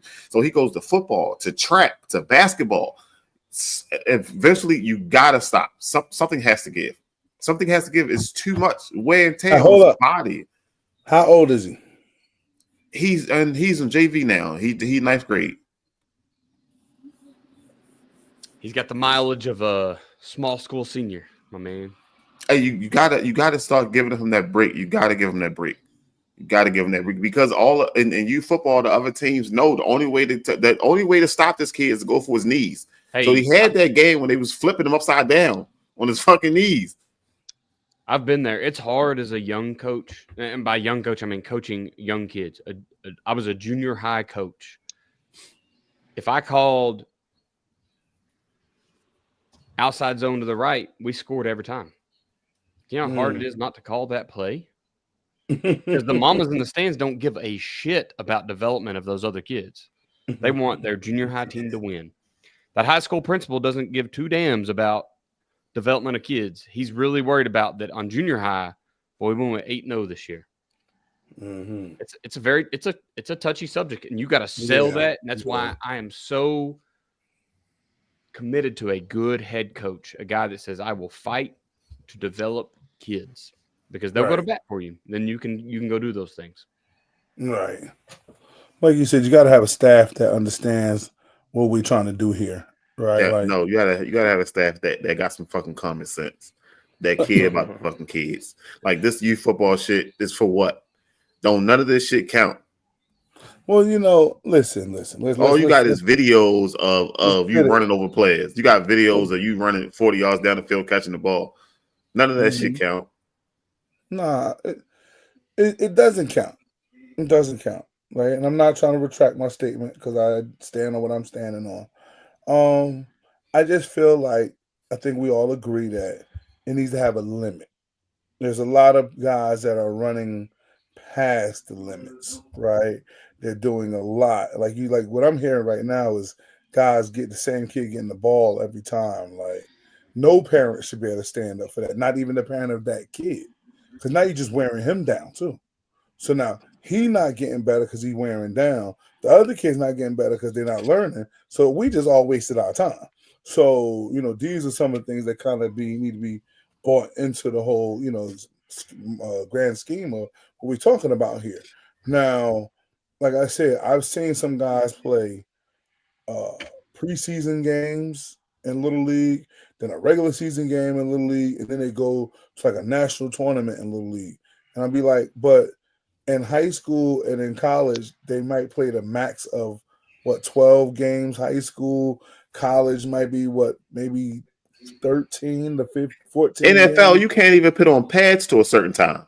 In the NFL, the max is maybe about 17 games, right? You got training in the winter. You got spring ball. Then you traveling to Ohio. Then you coming back. You training again. Then you playing the regular season. Then you want to go to Florida.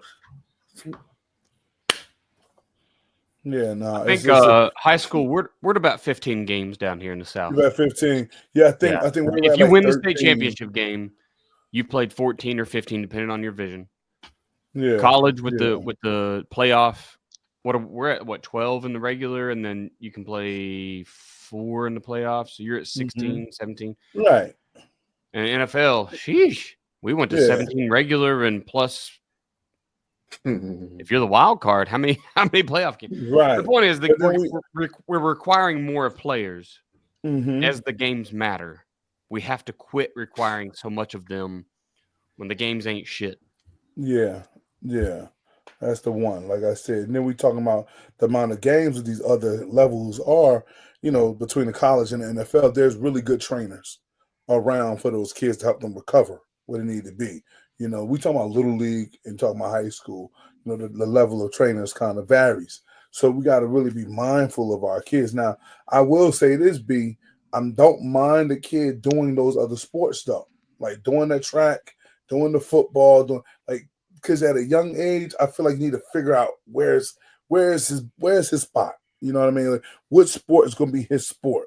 So you get that. I get that. But now I just hope it's not an obsession tied to all of those other sports that this guy's doing, because then you're going to lose sight on what the goal is. And I've seen it happen tons and tons of times where some guys get put on a pedestal in Little League, and next thing you know, crash and burn when they get to high school. It's kind of sad when I see it, but it just happens.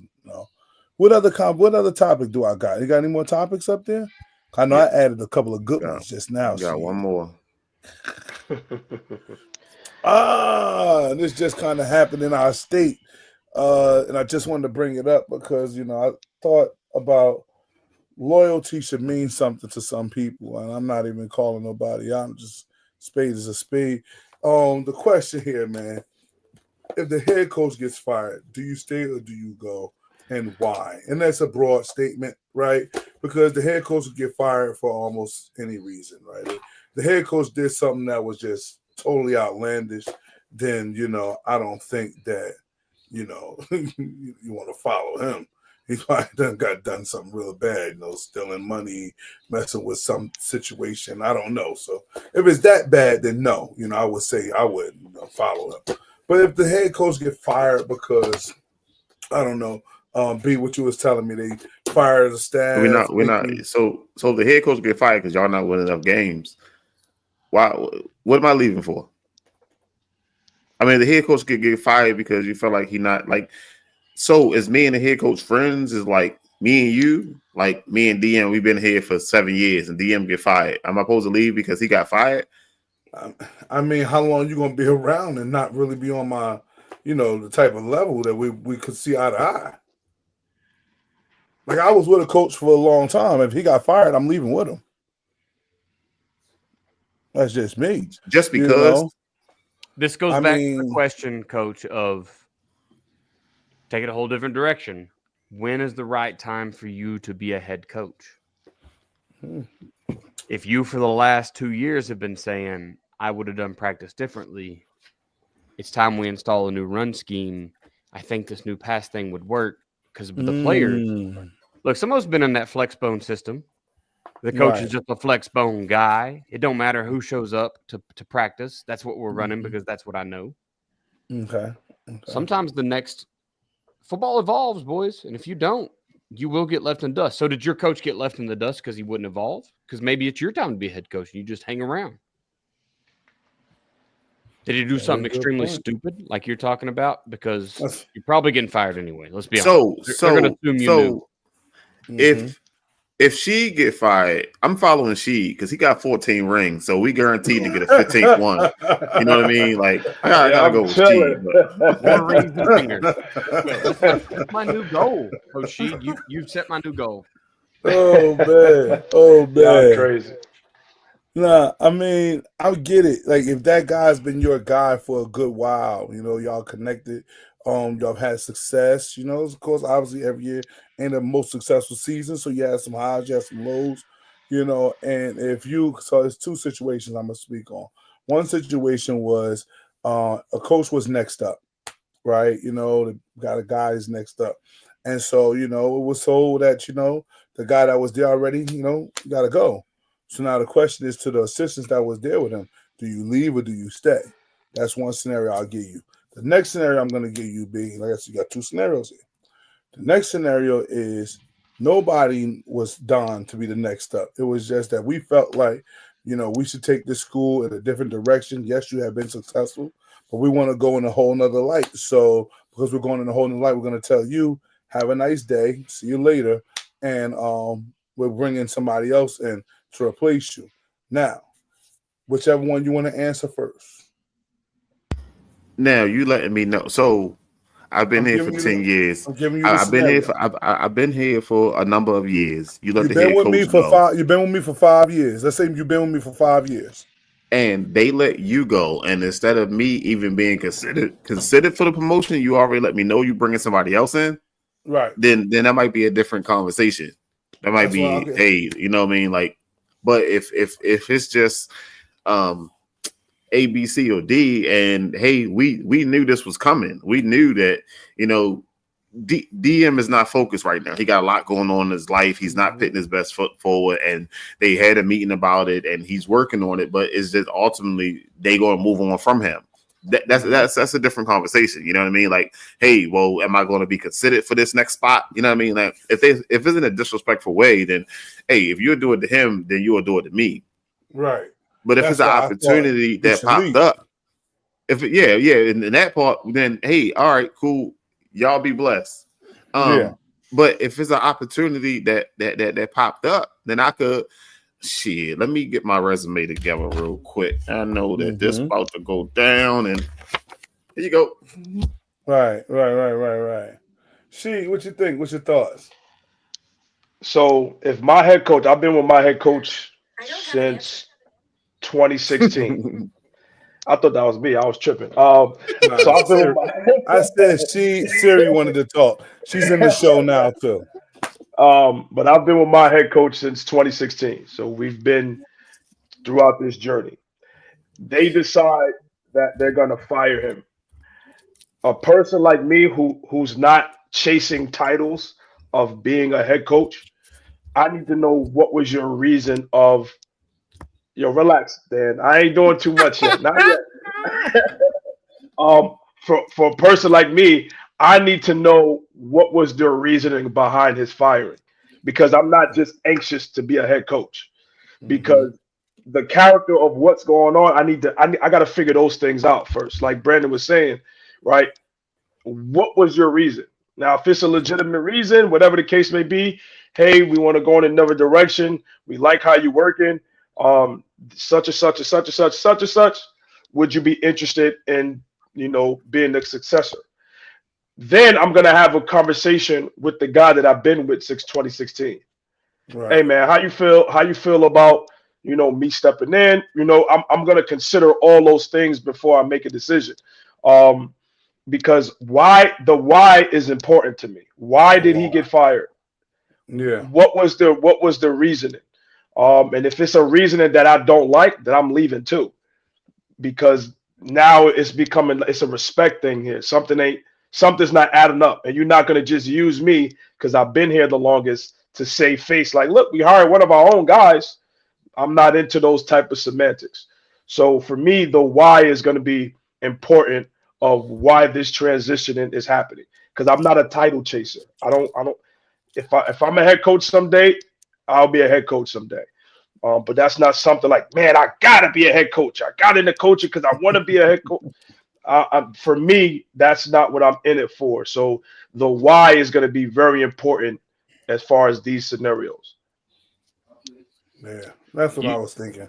You brought Go up ahead, some really man. good points, Sheed, on the why did he go? Because we're not talking about the variable here is like, how long has that coach been there? How long have I been with that coach? What is this school system like?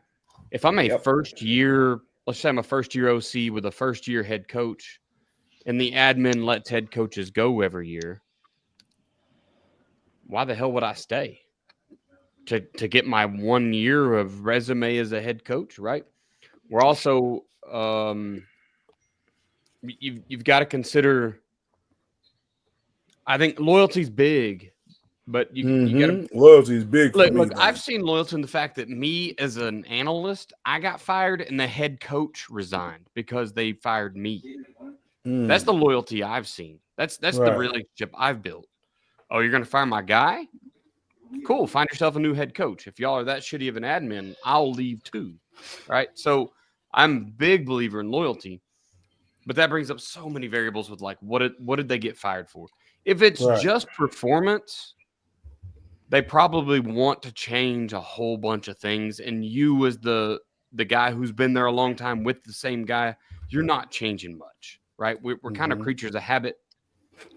So, Sheed, in your position, you've been there since 16 with the same guy. Somebody been the same distance. That head coach gets fired because of performance. There's probably not a lot I'm bringing to the table that's going to change performance. Our drills are going to look the same. Our practice schedule is going to look the same. Game night's going to look the same. Offense and defense are going to look the same. Like, you're not. So that kind of brings the next question: are you being offered that head job or not? Because if you're not getting offered the promotion, that changes too, right? Like D said, no stay here offer, as then the I'm out. OC? You like what the offense is doing? I can just stay here and be the OC. You're going to put a new head guy in charge. That changes things too. So What the fuck is that? I don't know. We don't know, man. An OC, that's an offensive coordinator, Brandon. So, no, you ain't hear that dirt bike sound in the background and shit? Yeah, man. Yeah. Oh, No, I didn't. Is it me? I've got an air conditioner. No, I like that. Hey, Brandon, you get enough? was Do a you good know one. what the OC is, Brandon? So, question: what if it's October and they pull you in the office and say, "Hey, how do you feel about being the head coach?" Now, this is before they talk to the current head coach, and they ask you about it, and then they go to him and be like, "Hey, we just feel like she connects with the kids more. He connects with the school more, so we're gonna go with a different outlook on life." Shit, you want me to answer that? You sure? I don't want you to do nothing right now. Nah, I'm good. Hey, look, you see, I'm looking like, oh, wait. Yeah, nah, you know me. I don't care about nobody, no grown man feelings. They meant. I'm gonna ask that admin, have you spoken to the head coach about it? What is it that he's doing that you're not liking? Because what he's doing, I may be doing the same thing. So if you're not liking what he's doing, there's no need to have this conversation with me. And like I said, have you discussed these concerns with the head guy? And if not, that's going to let me know your character, because it's almost like you going behind his back to try to, you know what I mean, and put us against each other. So for me, I'm big on communication. So you're communicating your concerns and obviously what you like about my character, but have you had this conversation with the head coach? Because if you have it, he don't know that he's on the chopping block. If you're not, maybe he'll change. Maybe he'll start connecting more with the kids. Maybe those things will change if you're having our conversation. Now, if I'm a backstabbing guy that wants to be a head coach so bad, I'm gonna jump on that opportunity. So they need to know if you want to be a head coach or not. So they got to have that feeling first. No, yeah. So talk to his people. Listen. So just for transparency, I've turned down 4 head coaching jobs in the last 2 years because the situation wasn't right. So for me, I could have jumped on those opportunities just to jump on them, but that's not what I am in this coaching business for. I don't even like football. I don't like dealing with adults and their bullshit. I'm just being honest. So with the kids like football. So for me to relate to these kids, I'm going to use football to talk about some real shit. I'm going to use football to talk about how to be a better man. I'm going to use football to talk about how to be accountable. I'm going to use football to talk about being a good person. I'm retired. I can't play anymore. The playing part was fun. So all this extra work I got to do is for the betterment of these kids. And I don't have to be a head coach. I don't have to be a head coach to have the impact. So for me, I'm being real. I may be the wrong person to ask this because I don't care about titles. I went 4 years without people knowing I was a defensive coordinator at this school. I've yet to do an interview with the papers. I've had the #1 defense in the state of New Jersey at one point, and you've never seen an interview with me. Hey, coach, man, you had a great defensive stand today. Can you you ain't been on Off the Top Sports? No, I ain't been on us. You gotta think. Now you gotta go on the thing and do the thing. We cover Essex County sports. She is in Passaic Fuck County. that. Hey, June, I need to see you in my office, June. I need to see you in my goddamn office tomorrow morning. I started something. My bad. My bad. No, you ain't starting now, but you know, she. Anytime you in Essex County, I feel like I need to know where you at because I don't want nothing to happen because they be acting all crazy. I'm good everywhere. You know that. Yeah, I know that. Look, get the LeBron on phone. You already know. I know that. But that we didn't bring Sheed in because she does again. Passaic County. That's where that school's located at. Yeah. Joan and them had Essex County. You know what I'm saying? So that's why he did. Hey, Sheed, you want to come be a DC in Oklahoma? I've got a little tiny school that needs to win something. You want to push your defense to the test, baby. Let's go. Just have a conversation because I'm not the biggest X's and O guy. I know my X's and O's, but I guarantee if I can help your kids be more accountable, right? If I can help your kid build character, they just gonna naturally play hard. And if you naturally play hard on defense, your defense is gonna end up being more successful than any scheme. I need to talk to you pretty soon to just X's and O's on a different podcast. I got another thing to say here. So, DM, you brought up star of the show. You get offered a job. The head coach don't know. Is he a piece of shit? Is he a terrible human? Is he a bad guy? Like, there's a lot that goes into this. That's why I said it's a broad statement. And all follow-on questions are so variable. We don't know. Yeah. And this is like, listen, I think that everybody that you and I and Brandon and Sheed are going to have a network with is going to answer the same. We're going to say the same stuff. Yeah. Be the better human. Be a good guy.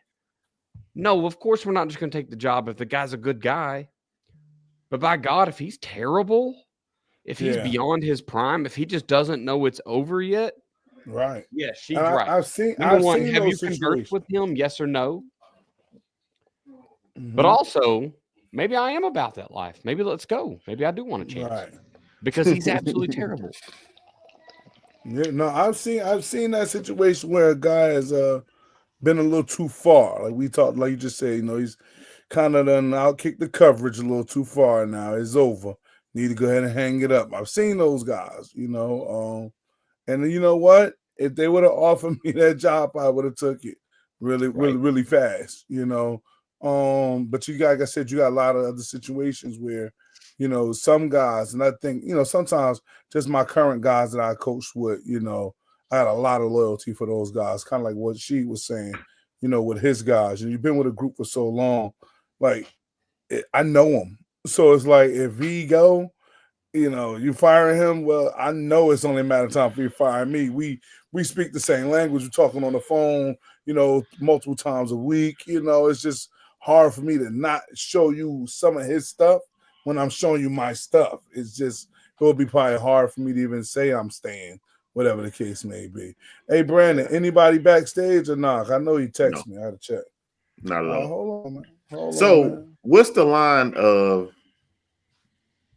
integrity versus fuck them, I gotta eat too? Depending on who you asking. No, there ain't no depending on. Integrity is integrity, baby. But not everybody has it. That's what I'm saying. Yeah, integrity has one definition. Doing what's right, no matter who's looking, even if nobody's looking.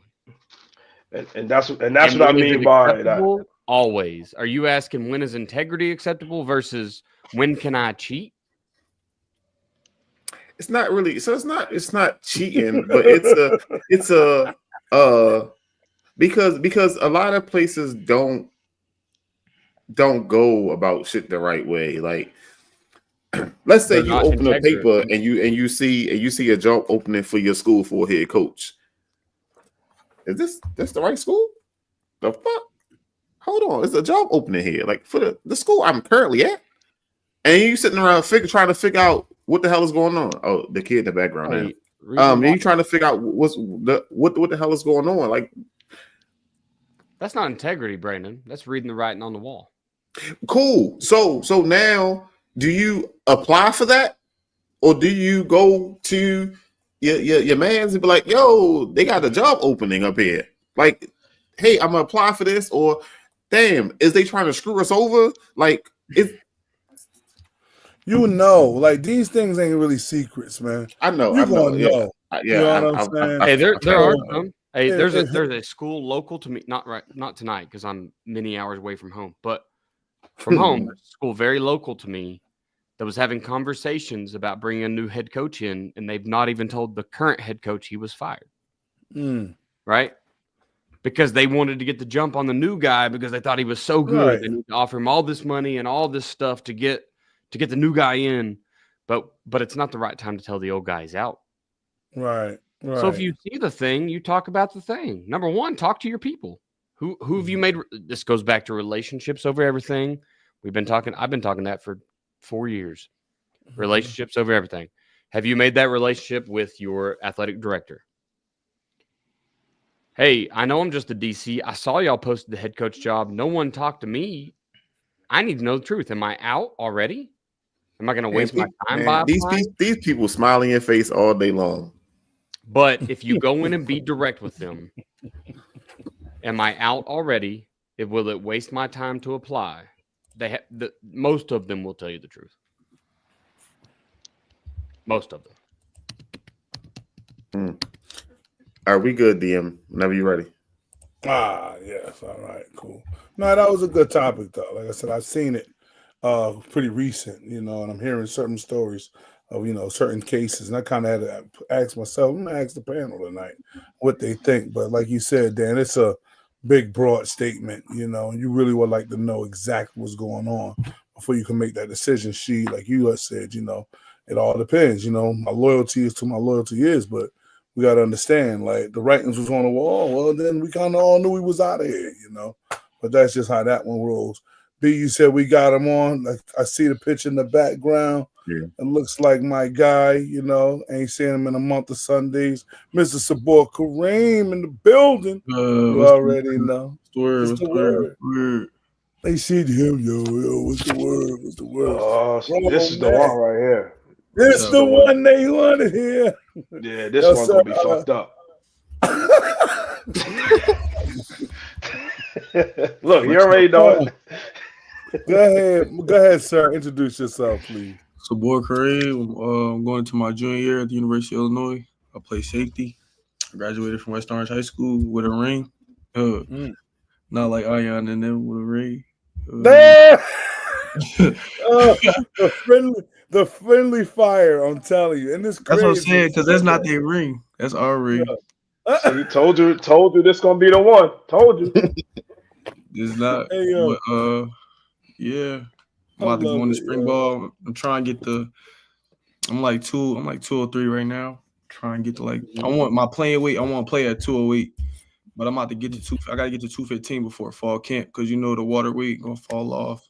Mm-hmm. And then but you gotta think about it too, because fall camp, the first 2 weeks of fall camp, be really competing, and then you start game prepping. So it's like we're gonna dial back a little bit as far as contact leading up to the first game. So I just want to be able to get like 208, 210. Okay. I'm gonna jump the gun, Brand. I want to ask him this question. He's been in, Illinois for a while now, and this came up with another guy I was talking to. When you got to Illinois, did you have to learn? And it's fine if you did have to learn how to practice, bro. Hell yes. Yeah. Talk to me about learning how to practice. What was that like? I really wish it was more so like we did a lot, but it was like you only practicing, but you didn't know why. Like, you see what I'm saying? Like, we was out there doing third down, but the significance of third down wasn't clicking. Like, you see what I'm saying? We was doing inside run, but inside run wasn't clicking. So it was like clicking. You see what I'm saying? It's like you got to understand the why, because a lot of practice is truthfully just technique. It's not really, we not really like the plays are the plays. Like, teams can only run counter so many different ways. You can only run trap so many different ways. Jet ski, we're gonna get flood, we're gonna get cross country. Like, it's only so many different ways, but it's practicing the technique that's really the biggest part. And I feel like as a freshman, I was just not going through the motion, but like the significance of it wasn't really clicking. Wasn't the same, right? You see what I'm saying? Like, because for me, like, it was never the athleticism, it was more so the mental. You know what I'm saying? Being able to mentally be in the same place, like, right. You know what I'm saying? And just working when you're tired too, like, because as a freshman, the only expectation you have is to just play hard. Like, nobody expecting you to go out there and make All-American plays, and if you do, that's great. But your effort is the biggest thing, for real. Nice. So, Brandon, remember I was telling you before, I had a young man who was very cerebral in a lot of his stuff. It wasn't so much of the effort or his skill ability from a coach. Like, if you understood, and she knows, Sabor very well, that if you was one of those guys who just could say, hey, yo, remember I told you, run a route. You're like, why? What are we doing that for? Like, that's supposed to ring. He's going to challenge you. You know what I mean? But he's not challenging you to say that, you don't know what the fuck you're talking about. He just wants to confirm, do you know what the fuck you're talking about? So that's just kind of how it goes. You know what I mean? And once he sniffs you out, then all right, cool. If he sniffs you out to be good, then I got you. But if he sniffs you out to be full of shit, then yeah, I got you too. I'm not listening to him no more. So, that's just how it goes. But I wanted to ask that question about knowing how to practice, because one of my former guys that I coached, he was telling me how it was when he was at West Virginia. And he was like, when they say thud up, that means thud up. Like, don't take nobody to the ground. We got a certain amount of things to do. But in high school, now we apologize if we're not talking about how they do things on your side. Okay. But I know where we at, thud up, it start off as thud, Brandon. You got 3 plays. You got 3 plays. And then one kid wants to keep running. The other kids, you'll tell them stop running. Next thing you know, I got, like you said, it's all out going to the ground. It's crazy. So I noted to go from that level, what we used to deal with, and it's interesting because it's really a lot of just competitive juice is really flowing to why I get to that level, to know that now you're on a higher level. And how do you scale that mentality of, man, fuck that, man, this motherfucker keep running, I'm thudding up for real now. How do you go from that to like, all right, let me near hit, let me get that done, and not doing it in a nonchalant manner. Yeah, that's the other thing too. That's the biggest thing too. But you also got to remember, like, I feel like at this level, like, it ain't no pity pat. Like, if we're gonna hit for real. And if you're gonna get hurt, it ain't no just a couple bruises. Like, people really getting hurt for real. So you got to learn how to compete safely, because we all we got at the end of the day. Like, you know what I'm saying? Like, he could keep, you know what I'm saying? Like, we gonna compete, but If he go down, we can't play with him next week. Then we Man, both where we at at? disadvantage at the end of the day. Yeah. You see what I'm saying? So I feel I like like that too, because I'm gonna put my face on something, but at other times it's like you gotta just pick and choose your battles. Like you see what I'm saying? Protect your teammate. That's kind of like the slogan. Just protect your That's teammate. good. You know what I mean? If it's a lot of bodies, it ain't a good idea. That's good. I slipped that question in on you. I know you ain't see that one coming, right? But I want, because we got a lot of guys tuning in, I want them to understand the levels and what you got. So clearly, you picked Illinois. That was an interesting thing to do because I knew we had some real tough conversations. But tell me, why'd you pick Illinois? Truthfully, it was the best opportunity for me to grow as a football player, grow as a man, and really I'm far enough where I'm away from home, but I'm close enough where I could go back home. I feel like Coach B from the start. I feel like just the honesty, the transparency from the start of my recruitment. Like I had Coach Boo. Coach Boo was my area recruiter. Then I had I had A-Han as my position, and then I had Coach B as the head man. And the head man was just transparent for me with the start. Like I don't want to be a mentor. I don't want to be a father figure. I just want to be a coach. You see what I'm saying? Like, and I wasn't. And we had a lot of people coming in and out the building. And you start hearing the same conversation so many times, it's like, all right, I know what you about to say next. Yeah. But when Coach B had came up there, it was just like it was. He treated me like a pro. Like from the start, I was treated like a pro. Like this is. Right. It was very much in its own right transactional. Okay. Like just truthfully transactional. And then Coach Boo, he would call me. He called me on the daily, and it was more so like he was just checking on like me. You see what I'm saying? Like a lot of you remember how they only one name drop. Listen, I be protecting these jokers out here, but we know how it was it was just a lot of people call it every day, and it was just different conversations. And then A-Han moved to DC, so like my position, the person that recruited me for my position was going to the DC spot. So now it's like I'm in a whole different ball game as far as seeing the field, because it ain't like I'm dealing, not necessarily the position coach is the middleman, but there's a hierarchy to the coaching staff. You see what I'm saying? I'm dealing with somebody on a different level of the coaching staff, and then it's nothing in Champaign to do. Beautiful. Love that. Like it's a college town. Like I could go outside and have fun with the guys, but it ain't too much. You know what I'm saying? It ain't too much going around where it's people from outside places coming into town and stuff like that. So, and then I'm getting an amazing degree too. You know what I'm saying? There's that. A lot of socializing. As far as the demographics at the school, we got a lot of international kids. We got a lot of different programs. And for real, like that has to have something to do with being like next to Chicago, man. That airport, man, they flying in and out, in and out. And I'm 2 hours away, so I'm far enough, but I'm not too far. Yeah. I said next time I'll stop by. I guess I don't know that 2 hour flight. Touching down, I don't be feeling like doing all that driving. But you already know. I love that boy. We're gonna spend Quay and them at Northwestern. Here we go. See, told you this gonna be the one. Yeah, that's all they want to do. That's all they want to do, man. I tell you, that's why the whole phrase "when monsters attack" is like because of these guys. They be in your car, they talk junk to each other. One don't do the other. Look, they go to Illinois, shout out on the hat. This is how I love it. I love it when you go down like this. But let's see. Like you said, I love the fact you talked about. A lot of guys, different salesmen. He came out there with the straightforward conversation. The one thing we're gonna also tell the people is understand the kids that's paying attention. He listening to the guys that's calling them the most, that's reaching out to them the most, that's showing them the most type of attention. That's what matters.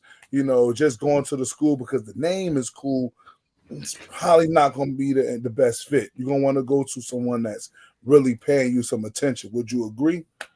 Yeah, you got to go where you want it, and then it's where you're wanted, and then where you want to go. It can't be where you want to go, and then, you know what I'm saying? Nah, you listen, but that's what I understand. Now I'm gonna ask you one more. I'm gonna let the panel get into it because I know somebody that's like over here. He's dying right now. He's gonna drop one on you. You already know. So the one thing, obviously, I know you said the expectations. You know what I'm saying? The numbers you already talked about how that's gonna work. So you like in that 2-3 world, which is the dope thing. I guess you kind of really already did it, but man, I don't care. I want to hear it again. Like, what's your expectations, obviously, of yourself? You know what? For your career, let's do that. I give everybody a different one. But what's your expectations of your career? For the career, yeah.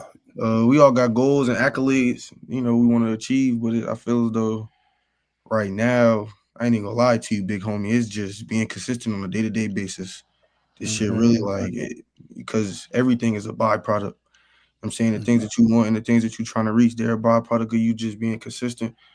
And I feel like right now I'm just at a stage where, like, that's the only thing that matter. Like, I ain't really worried. Like, the results, man, look where I'm at, dog. You know what I'm saying? Like, look what I'm doing. Like, the results gonna come as long as you gotta stay 10 toes. And for real, it ain't just no saying, like, you gotta be where your feet at all times. The things that you say that you gonna do, don't say them if you ain't gonna do them. So you gotta be a man of your word. Hey, I hope that little boy in there, Ion Gainer, listen to what he just said, right? You gotta do what you say. You know what I'm saying? Not just talking about going to training. You really got to be going to training. We're gonna get on a little homie. We on all of our guys. Right? Consistency the biggest thing. Like, that's the only expectation I got for myself, for real, right now. Being consistent. I love it. Just being consistent. Just, you know what I'm saying? Because the process is really, that's all you're gonna remember. I'm saying we won a ring that year, but I can tell you about Cup Day. I can tell you about week 3, week 4. I can tell you about everything that went happened. The ring is just so other people remember the date. Yeah. So, man, we had a thing going. This fool, oh my God, this fool gets to this school that we were at, and he finds out we have a jug machine. A jug machine. I don't think nothing of it. Jug machine. He's like, yo, how many throws we get in with that thing? So I don't know. We plug it up and see how many we get. Like, yo, 100. Let's do 100. I'm like, you want to do 100? All right, because I'm pissed off. I gotta stay late for this shit. So let's do 100. He's doing 100, but now I'm not satisfied. Yo, I think 150 is better than 100. Next, he go, I think 200. So I love that was consistency. You know what I mean? Now we're taking this to a whole nother level right now. So I know you understand. I said that I know it would bring. That's crazy. That you will understand what consistency. I'm telling you, B, you ain't seen a harder worker than this. No, I read the comment on your Instagram. Oh yeah. No, I'm telling you, I tried to kill this motherfucker. I still gonna kill him when he come back home too. He ain't gonna last the workout. He be dipping, he be ducking in and dodging. You know what? I'm gonna give the panel to my brothers, Dan Sheed. You can ask the young man a couple of questions. I know this is gonna be really dope right here. So I got a question. Well, so I got 2 kids that they in 9th grade. And going from youth football to high school football is a transition. And they went with their friends. So them and their friends, they want to get an extra 30, 40 minutes in before workout start. But their homeboy don't. And they calling me like, Coach, I don't want to work out. Can you give some advice to the kids who are with their friends? They stand locked in, but their friends are kind of falling off. Drag your dog along. If that's your dog, drag your dog along.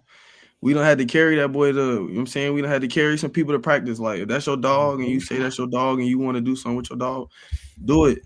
But at the same time, if you can only lead him to the water, you can't make him drink. So take that dog off the leash and he gotta go do what he gotta do because you you only got so many times trying to drag somebody until you gotta just, because at the end of the day, like, I think DG said the best, like, it's only one name that go on that line. In the South, we call that cutting bait. Sometimes you got to cut bait. Man, it just, you know what I'm saying? And it'd be like, especially for the younger kids, like, come on, you got to think about, like, they 13, 14, 15, like, they friends is they world. So it'd be hard for them to understand too. Like, you know what I'm saying, trying to break that principle down to them. You see what I'm saying? Because for them, the game is still fun. Like, it's nothing but fun at this point. You see what I'm saying? But they see us working. It's like, I want to do that too.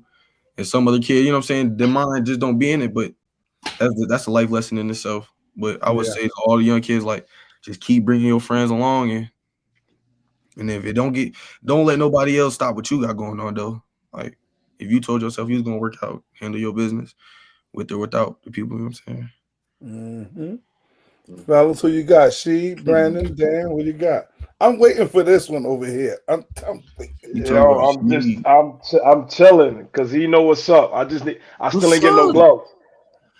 Yo, let me tell you what this dude did. Hold on, let me tell you what this dude did. Right, so he come home. Yeah, don't do that. Yeah.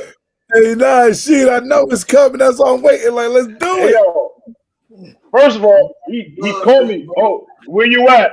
Can I come get some training? I say, yo, I'm done. I say, yo, I'm done. I'm done for the day. I ain't pulling up. You ain't offering nothing. You ain't saying hi. How you doing? Yo, Sheed, I'm in town. Nothing. I got some gloves for you. He got nothing. I said, yo, I ain't doing nothing today, man. He just called me out of nowhere. Coach, where you at? I'm pulling up. Pulling up to what? You ain't. You see how I came though. I came ready for battle. So we scheduled a session. He came through. He dripped out and all his stuff, and I still ain't got nothing. I ain't get a hug, nothing. He talking about a hug, yo. DJ said hug, yo. Listen, hold on. I've been working with this dude since he was like 11, 12 years old, bro. That's a long time. That's a long time. Yeah. Like this dude, he terrible, man. He talked about dripped out. Yo, Don, I came up there in my workout shorts and the orange shirt.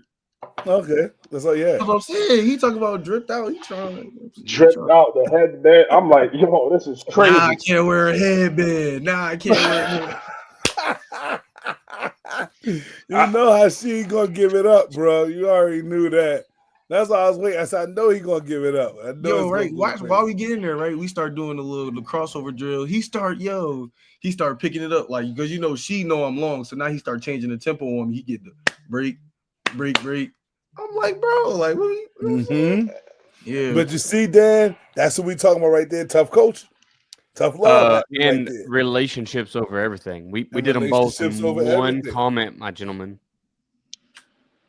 Nah, the relationship matters most. Like I'm telling you, me and she has a great relationship with this young man right here, and his mother and his sister. Mustafa Hooten said your sister's the best athlete in the family. I mean, I guess she is tearing it up right now. She got 20 double-doubles this season. Bro, she only played basketball. Let's go. Yeah, nah, she be killing. She doing that thing. But the relationships matter a lot. I got two questions for you, good sir. Number one, do you know who Lieutenant Colonel Henry Blake is? No, sir. Oh, that's a MASH question. You got to watch MASH. Listen. Shit. From the 70s. Yeah, that's before I was born. It's a great series to get into. It literally teaches you nothing. It's fun, though. It's good. Lieutenant Colonel Henry Blake was a pretend character that went to the University of Illinois. Anyway, my other question is this. Like, when you were on your recruiting trail, like, what did that look like? What was your goal? What was your target? How high do you think you'd go? And then obviously you went D1. So what were your levels of D1? Was it okay? You're there now. So I mean, Alabama was the king when you were coming in. And then what was your lowest level? And who were the guys you were like, no, don't even talk to me? All right. That's real though. But all right. So let's take it back. So I came to West Orange my going into my junior year. So like around at the end of this school year, I would have been going into my time with West Orange. I played my first season. Dang, Don, I think I had like 10 touchdowns, but I had more highlights at DB this year because it was more so people throwing the ball at me. So I had I walked away with 4 interceptions. I was playing both ways, and so that was kind of a boost on my tape. But the biggest thing where I got a lot of offers was my GPA. Like I graduated with 3.8. So a lot of schools, it was that like as far as coming into getting admitted to the school, it was never like I never had that conversation. Like that was never, you see what I'm saying? Like that was never a part of my recruitment. So my recruitment was strictly football. Like how can we recruit you as a football player? And then I want to say, I think it was January 2nd, 2023. Maryland had came and offered me. That was my first offer. What was my second? I could read them to you, actually. I think Maryland was Maryland was definitely my first offer. That was when Baker was What, there. B? You want him to go to Maryland? That's what you said. No, it's the second kid y'all done hate on that skipped over Maryland. Like you know what I mean? But you know what I mean? So, Go ahead. the conversation when he offered me, he was like, we gonna pull the trigger, but he was like, basically, this is gonna be the start of your recruitment, and you probably gonna forget about us. So basically, he kind of like threw himself off the road off the start. But hey, so I got a question. You made that comment. Is that not being realistic with you? Because that's exactly what you did, right? Yeah, but I tried to go on a visit, he didn't hit me back. So it was like he did really take himself off the map. You see what I'm saying? Yeah, like no, I mean, but sometimes coaches speak the truth. Like, look, here's what I know. What happens with recruits is they get one offer and now it's 15. Yeah. So yes, they're gonna forget number one. So sometimes maybe he was just trying to jazz you into. Yeah, he threw that lob. Yeah, he threw the lob for me. Yeah. And then the second one was Syracuse. Syracuse was really big for me because it was right around the corner. That was my first real visit on campus. And that's the first time I ever put on a college jersey, and I was like, I'm finna go to Syracuse. Like, let's go. You know what I'm saying? I'm like, I'm finna go to Syracuse. I'm like, I'm right around the corner. My family can come to the game. What's up? My mom was like, no. Not in the snow. I'm not traveling in the snow. Nah. And then I got UMass and Duke. So the first four, they their Division I offers, but they're not kingpin. You see what I'm saying? So I was still getting a little bit like top 75 schools. Let's put it like that. Top 75 schools. And then Georgia Tech and Boston College was big that year, just because it's like, all right, now I'm picking up some traction in the ACC. I got Duke, G-Tech, Syracuse, Boston College. That's kind of how the recruitment worked too. Like, that's what a lot of people don't understand. Like, if a coach in the Big Ten offer me and I go to the Big Ten and I trash y'all for the next couple, somebody getting fired because how we don't know about this kid. You see what I'm saying? So that's a lot. Like, that's something that I had picked up on with the recruitment. And then when you talk about the lower level schools, Marshall came into the school. They wasn't really recruiting me, but because they had came in the building and saw me, they had dropped me an offer. Yeah. You see what I'm saying? But they knew they were realists. Yeah, and then same thing with Akron. Like, I wasn't going to Akron, but what's it called was up there. T-Bell was up there. Yeah, so shout out to Trey Bell. You see what I'm saying? So T-Bell called Grant like, yeah, so Board got one added to the list. But T-Bell never called me talking about let's go to Akron. Like, I had Akron's head coach on the podcast a couple weeks ago? Yeah. Good guy. Okay. Good guy. Then I got Kent State and UConn. So it had picked up and it had staled out a little bit as far as playing level. But all of I never had spoke about, like, Kent State never called me asking me to go there. UConn never called me asking her to go there. Jarvis was more so UConn recruit. You see what I'm saying? And then VTech was big. VTech was, I think, I think this was my 6th or 7th. VTech was big because now it's like, all right, that's half of the ACC. Like, basically, I could go anywhere in the ACC and play. And then after that was Illinois. I had never heard of Illinois before. I didn't even know they had a football team. I swear to you, I did not know they had a football team. Never heard of the University of Illinois. I never heard of the University of Illinois. I was saying it wrong. I was saying Illinois. I was saying it all the way wrong. I was like, I was spelling champagne like the drink. Man. Oh boy, I love him. Baby. Hey, that's why we coach. Right. That's why we coach for kids that just don't know. For this, for all of this. Oklahoma kids can be like, what the is a University of UConn? Like, yeah, I couldn't tell you where UConn was a couple years ago. Let's go. I got West Virginia. After that, West Virginia, Louisville, Army. Army was kind of the same thing. They never really recruited me. They missed out. Sorry. I'll call my guys. Wake Forest, Howard. That was my mom alma mater.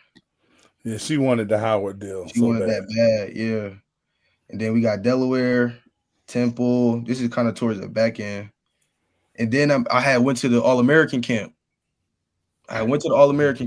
My recruitment was more so like, it was kind of more so obvious as I was playing the season that I was trying to commit to Illinois. But my OG, my mom, she wanted me to go to Duke real bad. So I was doing Good at everything I school, could to make sure that the Illinois coaches wasn't trying to give my scholarship away. Because remember, at that time, it wasn't about money. Like, it wasn't no signing, no NIL. It was really about your national letter of intent and how many scholarship spots is on the team. So I had an All-American camp, and I had one MVP. And that kind of kicked my recruitment back up all over again. So tell me about. All right, look, I'm a high school coach. I know little nothing about college recruiting. Number one, I could direct a kid to good schools around me, but if they went national, number one, I don't have a D1 kid. He ain't going national. But let's just talk about college football 25. They got all them identifiers, right? Like all the grades. How much of that really mattered to you? Was it playing time? Was it how close you are to family? Was it being the big kid on campus? I mean, you kind of went somewhere and grew into the role, it looks like, and you're going to get some time and you're going to start and play. But what did that look like going into it? How much did you compare that for other schools? Really, the biggest thing for me was culture. Because you got to remember, like, you play for a good team, your coaches are going to leave. So going there for a coach necessarily isn't your best. It's something you definitely had to consider, but you also got to remember, like, you don't play football 24 hours of the day. You got to go somewhere where you actually enjoy the school. So the biggest thing that I think helped me in my recruitment was I went on 27 visits. Like, I went and saw every school I had an offer from. That's almost good. every. Like, almost. My mom was driving a couple, like 6-7 hours to go take me to see the schools, and it was like, so you could see it firsthand, because through the phone, yes, everything sound good. Like, through the phone, everything sound good. But when you get to walk around the building, and at some places, like, you walking in the building, don't nobody speak to you. Like, I'm not, you know what I'm saying? Like, I'm a recruit. You know what I'm saying? It's not like I'm a recruit, you should speak to me. But it's like manners. You know what I'm saying? Like, I'm a guest in your home. This is how you treat your guests. You see what I'm saying? So it was like stuff like that. And just being able to see, it helped me write off a lot of schools. I think I was down to 5 schools. I was down to 5 schools before I even was done with my recruitment. And see, that's the other thing. Him being able to go take those visits before they became official visits, right? Yeah. Those are crucial. Because now they got to really tell you who they are. Like, you know, and when you go on an official visit, you already know. Here you go, have this, do that. You know, it's different. But when it's an unofficial, you get to really see where these jokers be coming from. So that was dope right there. Go ahead, finish it. I didn't want to interject. But no, I only took I think from after where I left off. After what was crazy is lacrosse was giving me offers. After Temple, we went into the lacrosse season. I won the All-American. I won MVP at the All-American, the UA All-American camp. And so that got my name back popping. And then lacrosse season was going on. So I had got Pitt. Because remember, Doozy was coming up to the school, but he ain't pull the trigger. You know what I'm saying? And then Wisconsin had called, because I guess the Illinois, you know what I'm saying, you just how that go. Like, and then Virginia had called, but remember, Virginia had that shooting at that school that year, so it was hard to even. Moms wasn't even trying to hear that. Yeah, she wasn't even trying to go down there. That's what I'm saying. And then Indiana, Michigan State, like towards the back end of my recruitment is when I start getting more of the Big Ten offers. Like, I think I finished with but I feel like I should have went to West Orange earlier. I could have been something big, like, you know what I'm saying? Just because Jay, look, think about it, because Terrell got, what's it called? Because really, me and Jarvis was snapping. He got his reps, and you see what I'm saying? So it's already a face to watch. All I would have had to do was play behind Jay Raines for a year. Yeah, that could have been the case. Jay Raines, another one of your guys, right? You know, to get to. Listen now, that's the thing now. You remember this night? Do you remember this night? I ain't gonna name drop, but I had a good night against somebody that went to Kentucky. I got Kentucky State night. Yo, this dude terrible, man. First offensive play to box. Bye. Yeah, off the rip. So does you changed high schools at some point, right? Yeah. Does the old high school get any love now that you've you were obviously a D1 player. You went D1. Do you talk to those kids ever about like, you don't have to go to some other school? Look, brother, I'm from a very small school. I want all the kids to stay home, and I need to attract kids, but I ain't send nobody to D1. So do you talk to those kids, the old school? Yeah, those my dogs. Like as far as because we grew up with each other, and it was bigger than football at the time. Like I transferred as a sophomore, so I was only 15. So I really didn't like recruiting. Like I had no clue about college football. As far, you see what I'm saying? Like I was innocent. I was only just doing as I was told. Like my mom, I owe like my mom. My mama did everything as far as just putting me in the right position to grow. Because you certain times like it might have been, you know what I'm saying? It might not have been anything specific. Like I was going to train just to train. Like I was going to speed training not because I was running track or nothing. My mama just wanted me to be faster. Like, you see what I'm saying? And as a kid, I didn't understand it because it's like my friends wasn't doing it. That's the hardest part, like as a kid, to understand. Like you want to be like, I don't know how to explain it. Like it's the hardest thing to understand as a teenager is just why.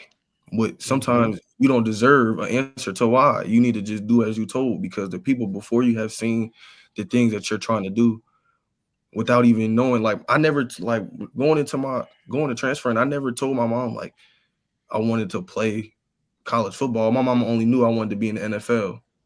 Like that was, you see what I'm saying? But she understood the process in which things had to happen and the people that knew how to get me there. All of that was announced to me. All I'm doing is showing up to practice and going to workouts. Right. I feel like the biggest thing, like from my old school, just you don't have to do that. But at a certain point, your environment it becomes who you are. You are who you hang around. Yeah. You are who you hang around. Wise words, young man. So like, he said culture was big in picking a school like Illinois. I know he's a competitor. Like, I mean, hell, we talking about how we competing against guys that we know, people we grew up with, trained, all of that stuff.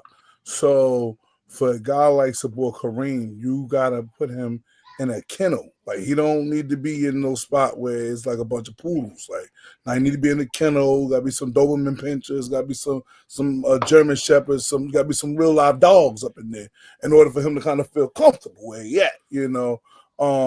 Where he was at, the kennel wasn't like that. Okay, some cute looking dogs up in there. The Mounties. Cute things. Shit. Oh yeah. But shout out to Mama Bruce. She put it down. You know what I'm saying? Hey man, listen, I'm retired. So, but shout out to Mama Bruce because again, she heard the plan and she tried her best to execute that plan to the best of her ability.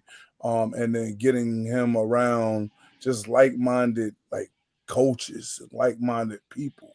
Because even on some of his team, there was some poodles. You know what I'm saying? We had some Mountie dogs too. Like wasn't nobody really rocking it like that. But but you got to keep people like that and identify him with like, okay, he needs to be training with guys like, hey, she work with him on these days. Don, take him on that day. Okay, like you need to go. Where's Train at? Hey, you and Train, you need to go over here and do some stuff together like that. Like you had to keep them with people like that, and that's why culture matters. And so now that same thing about Illinois, culture matters. So now he understands being consistent and everything about that. But again, like to his point, if he would have made the move earlier, it'd have been crazy. It'd probably been top, in the state. Probably East Coast, whatever the case may be. I would have got to play boxing that year too. We got to play boxing that year. But then here's the flip side, right? The flip side is, does his mentality adjust early? It goes back to your question earlier too about like, do you sit or do you start? Like, are you going to go to a great program? Right. You got to sit for a year, right? How much did you? And this is a rhetorical, of course, but how much did your year playing lower class ball for a lesser team or whatever you want to call that increase your ability to perform when you showed up at the big school? You know what I mean? Like that's a question that every kid has to ask themselves. Like, do I sit or do I start? Man, I think for me, as far as like, so as a freshman, I came in. I never played varsity. I only went in for like a couple hitch routes and stuff like that. But it was just too little. And then my sophomore year, I started 4 games. So I feel like it didn't make sense to a lot of my friends while I was leaving either. Because like you playing earlier than, you see what I'm saying? I wasn't playing with none of my friends. Like none of my friends were on the field with me. It was more juniors and seniors. Like, you see what I'm saying? Like I had Mike in them, I had Diggs in them, and then after that, it was over. You see what I'm saying? Like, so I never played varsity football with my friends. Like, you see what I'm saying? I never played varsity football with my friends. And so that was the other thing too. When I came to West Orange, it was strictly business. I really don't know y'all like that. Like, we gonna be cool. Like, we gonna be friends along the way. But like, as far as like, I'm not. Like, that's why what's the name was mad too, because I told him like I'm not about to sit behind you. Like, like I'm not about to sit behind, like I get it, it's your senior year too, but like it's money to be made. Yeah. Now I'll speak for him. For him, it wouldn't have mattered because of the type of kid he was with his mentality. Like Don keep talking about it, like you have to have a certain mentality to even deal with him because he has such a strong dominant personality. So even training him, coaching him, if you got a weak mentality dealing with him, he gonna run all over you. He gonna eat you alive. So that goes for adults, his peers. So with him, you gotta go at him. 2 rhinos, you gotta go, because if not, it's gonna be like, why are you even talking to me? Like, we seeing this humble shit now, but when they get time for it, he gonna be like, why are you even talking to me? You're not even on my level. So with him, it wouldn't have mattered if he would have started off at West Orange or he took the path that he did. He was gonna be what he was gonna be regardless because of how his mindset and his attitude was. Like, he gonna put the work in, he gonna talk shit while he's doing it, and he gonna work. And if you're a coach and you telling him to do something, you better make sense what you telling him. Because if not, he gonna look at you crazy too. He gonna be respectful, but in his mind, back in his mind, like, man, this dude don't even know what he's talking about. I'm just saying, there's like a little bit of sauce that got seasoned on him. You know what I'm saying? Had to sprinkle a little bit of, an entire GM commercial. Is that what I signed up for tonight? No, We just saying. Everybody say about my race, but see this shit that's going on tonight is crazy. Wait, hey, boy, you got DM on your sleeve too? Let's see your sleeve. No, he don't got it on his sleeve. No, he. Oh man, my shirt at home, my clothes at home.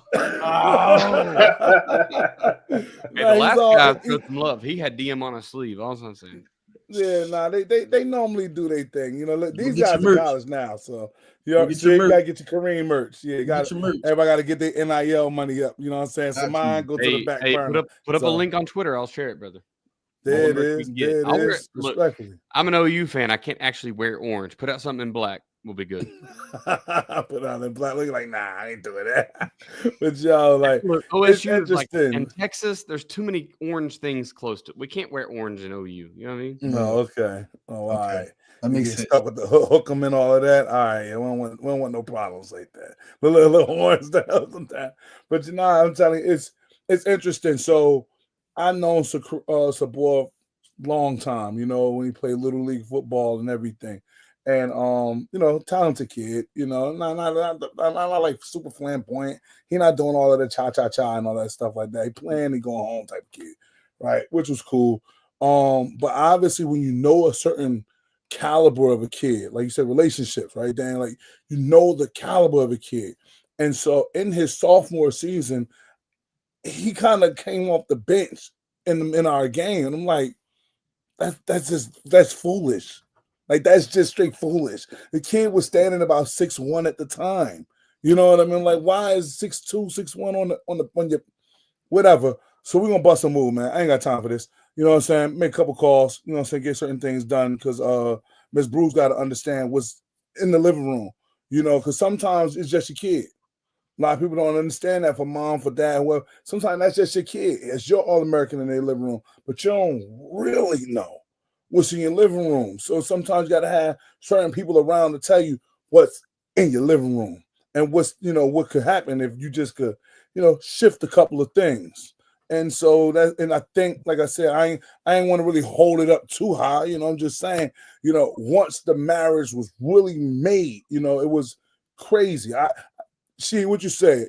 I'm better than you, right? Because they call me and I'm picking them up. We doing this or we doing that. We running here, we running there, whatever. Because at the end of the day, he's got to get better. He's got to eat. He's got to eat. He's starving. That was the mentality when he got there. It was like, I'm starving. Like, this the workout? Okay, I need this times 10. Like, how many more times can we get in the gym? How many more times can I get that film? I remember him asking Coach Grant, like, I need that film tonight. The game is just ended. The guy's getting dressed. He come out locked and tell yo, I need that film tonight. Because he was just that type of a kid. So, it's just that thing. I get it. If he would have stayed somewhere, maybe. But we just got to go off the facts. So the facts are what the facts are. Just saying, just saying. Okay. But here you go, man. God damn. We're gonna let you rock out tonight. We're gonna let you rock out, man. Just a little bit of season on there. But nah, man, like I said, I appreciate him, and he's still being the man that I expect him to be. He's leading these guys in his actions and his work, and his conversations. You can always catch him coming back home, talking to the young bros, getting them ready, helping them if they listening. If they ain't listening, that ain't on him. That's on them. So, and I'm happy that he even got on the show tonight. Coach Dane wanted to get on, but I'm not being on too long. So, bro, they be trying to keep me on here for like 3 hours. I'm not doing that, all right? So, hey, you lied when you said a 1 hour show, and you lied when you said a 2 hour show. I be trying, but I know I had my boys on tonight, so I knew it was going to be lit tonight. You know what I'm saying? So, I ain't going to mess with it. But you already know. If y'all got something extra, y'all go ahead and say it. I'm definitely saying some more. Love you. Keep rocking. I already got the schedule. So I think when Northwestern plays Penn State, I'm going out there to y'all. Y'all play OSU, I think. Yeah, I think that's like October 11th. October 11th at your house. Yeah. So I'm definitely catching that. I'm trying to catch a couple of other ones. Maybe if you got a spring ball schedule, shoot me a spring ball schedule. I don't know. Y'all doing spring game? Because some people ain't doing spring games. They not doing no spring game. Yeah, it's getting sexy in college football now, yo. Horrible, Joker's getting it done and then getting out of here. Like, we need to see what we like, what we don't like. All right, scrap that, add this, and let's go. All right. But definitely really catch a practice, though. Yeah, for sure. That's all that is. Fellas, y'all got anything you left for my young man, support Corinne? What you got, Brandon B. Dan? No, I'm good. I got my questions. Now I can chop it up and send it to the kids and be like, yo, listen, he already at this level. This is what he telling y'all to do. I got to figure out how I can get DM to pay you to come to me at my very small high school and tell my kids to quit being pussies and grow up a little bit. I got you. We don't need what I mean? Where he at? Oklahoma. Baby. Oh, yeah. I'm closer out here than at home. Hey, let's go closer to me. DM. He said you don't even have to pay for a plane ticket back home. Just pay down here. You see this? We'll label it DM recruiting. All my kids get to go to Illinois. Come on. Young man, it is fantastic meeting you. I appreciate you coming on tonight. Thank you, sir. Yes, sir. Appreciate you. Awesome. What you got? Yeah, all right, man. It's enough, man. He been on here way too long. First of all right, like he really not like that for. Let me just be. All right, I've been holding it. I've been holding it, yo. He really not like that for real. Like we got to stop this, man. Okay. This is what happened when you see he got strapped one time. Now he get the never. That never happened. Stop, man. yo, this is crazy. He lost all his when he cut his dreads. He lost all his Super Saiyan when he cut his dreads. I hear you. Oh, I hear you. Dragon Ball Z your ass? Yes, Dragon Ball mustard. Somebody on Instagram said, tell them the importance of being on time. Oh man, can I please? Oh Lord, can I please? Lord, okay.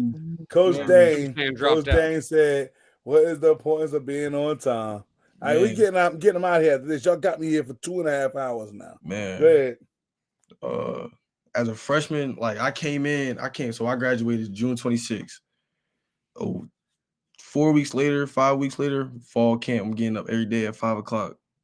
Man, your boy sleep was a thing of the past. Like staying up in meetings, as far as going to class, getting up, it was just a grind. And just being a kid, man, you just end up coming late. And it's like at that level, you have to understand the importance of time. People's job is on the line based on the things that they can translate to 18, 19, 20, 21, 22, and at the time 24, 25. Like people's livelihood is dependent on you being somewhere when you said that you were supposed to be there and when you supposed to. You see what I'm saying? So the importance of time is not just about you. It's really not. Like doing what you're supposed to do when you're supposed to do it takes zero effort. Takes zero effort. You don't have to be a 5-star. You don't have to be no 4-star. You don't have to be no 3. You don't have to be no stars.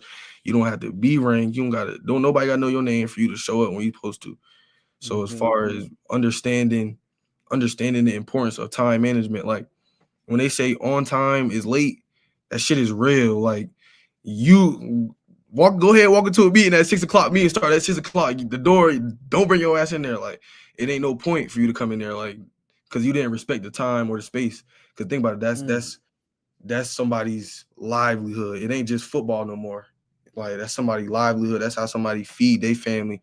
And I think once I understood that to the fullest extent, it just, you know what I mean? Like it give you a whole different perspective on who you are. Because at the end of the day, like the way college football going, it ain't college football no more. It's at the P4 level. Like this shit it's free agency and you're a pro. This is an internship for real. Like how well can you perform to get to the next stage of your profession? But handling your business on just that's just handling your business as a man, holding your word. Like, you see what I'm saying? You said you was gonna do something, you said you was gonna be somewhere. And that's when you're supposed to be there. But understanding how to manage your time is even a greater task because it's 24 hours in a day to you. But how many hours of the day do you have to yourself on no schedule? Just pure leisure time. You truly might have 2 to 3 hours of leisure time every day, and they're not consecutive. So just understanding how to manage your time when you get to wherever you're going, because this people think a lot of this stuff is built for football. It ain't. This going to take you somewhere else. It's going to build habits that are going to propel you for after this, and things are bigger than just football. So respecting the time, respecting your own time, because you don't want to be known for being late.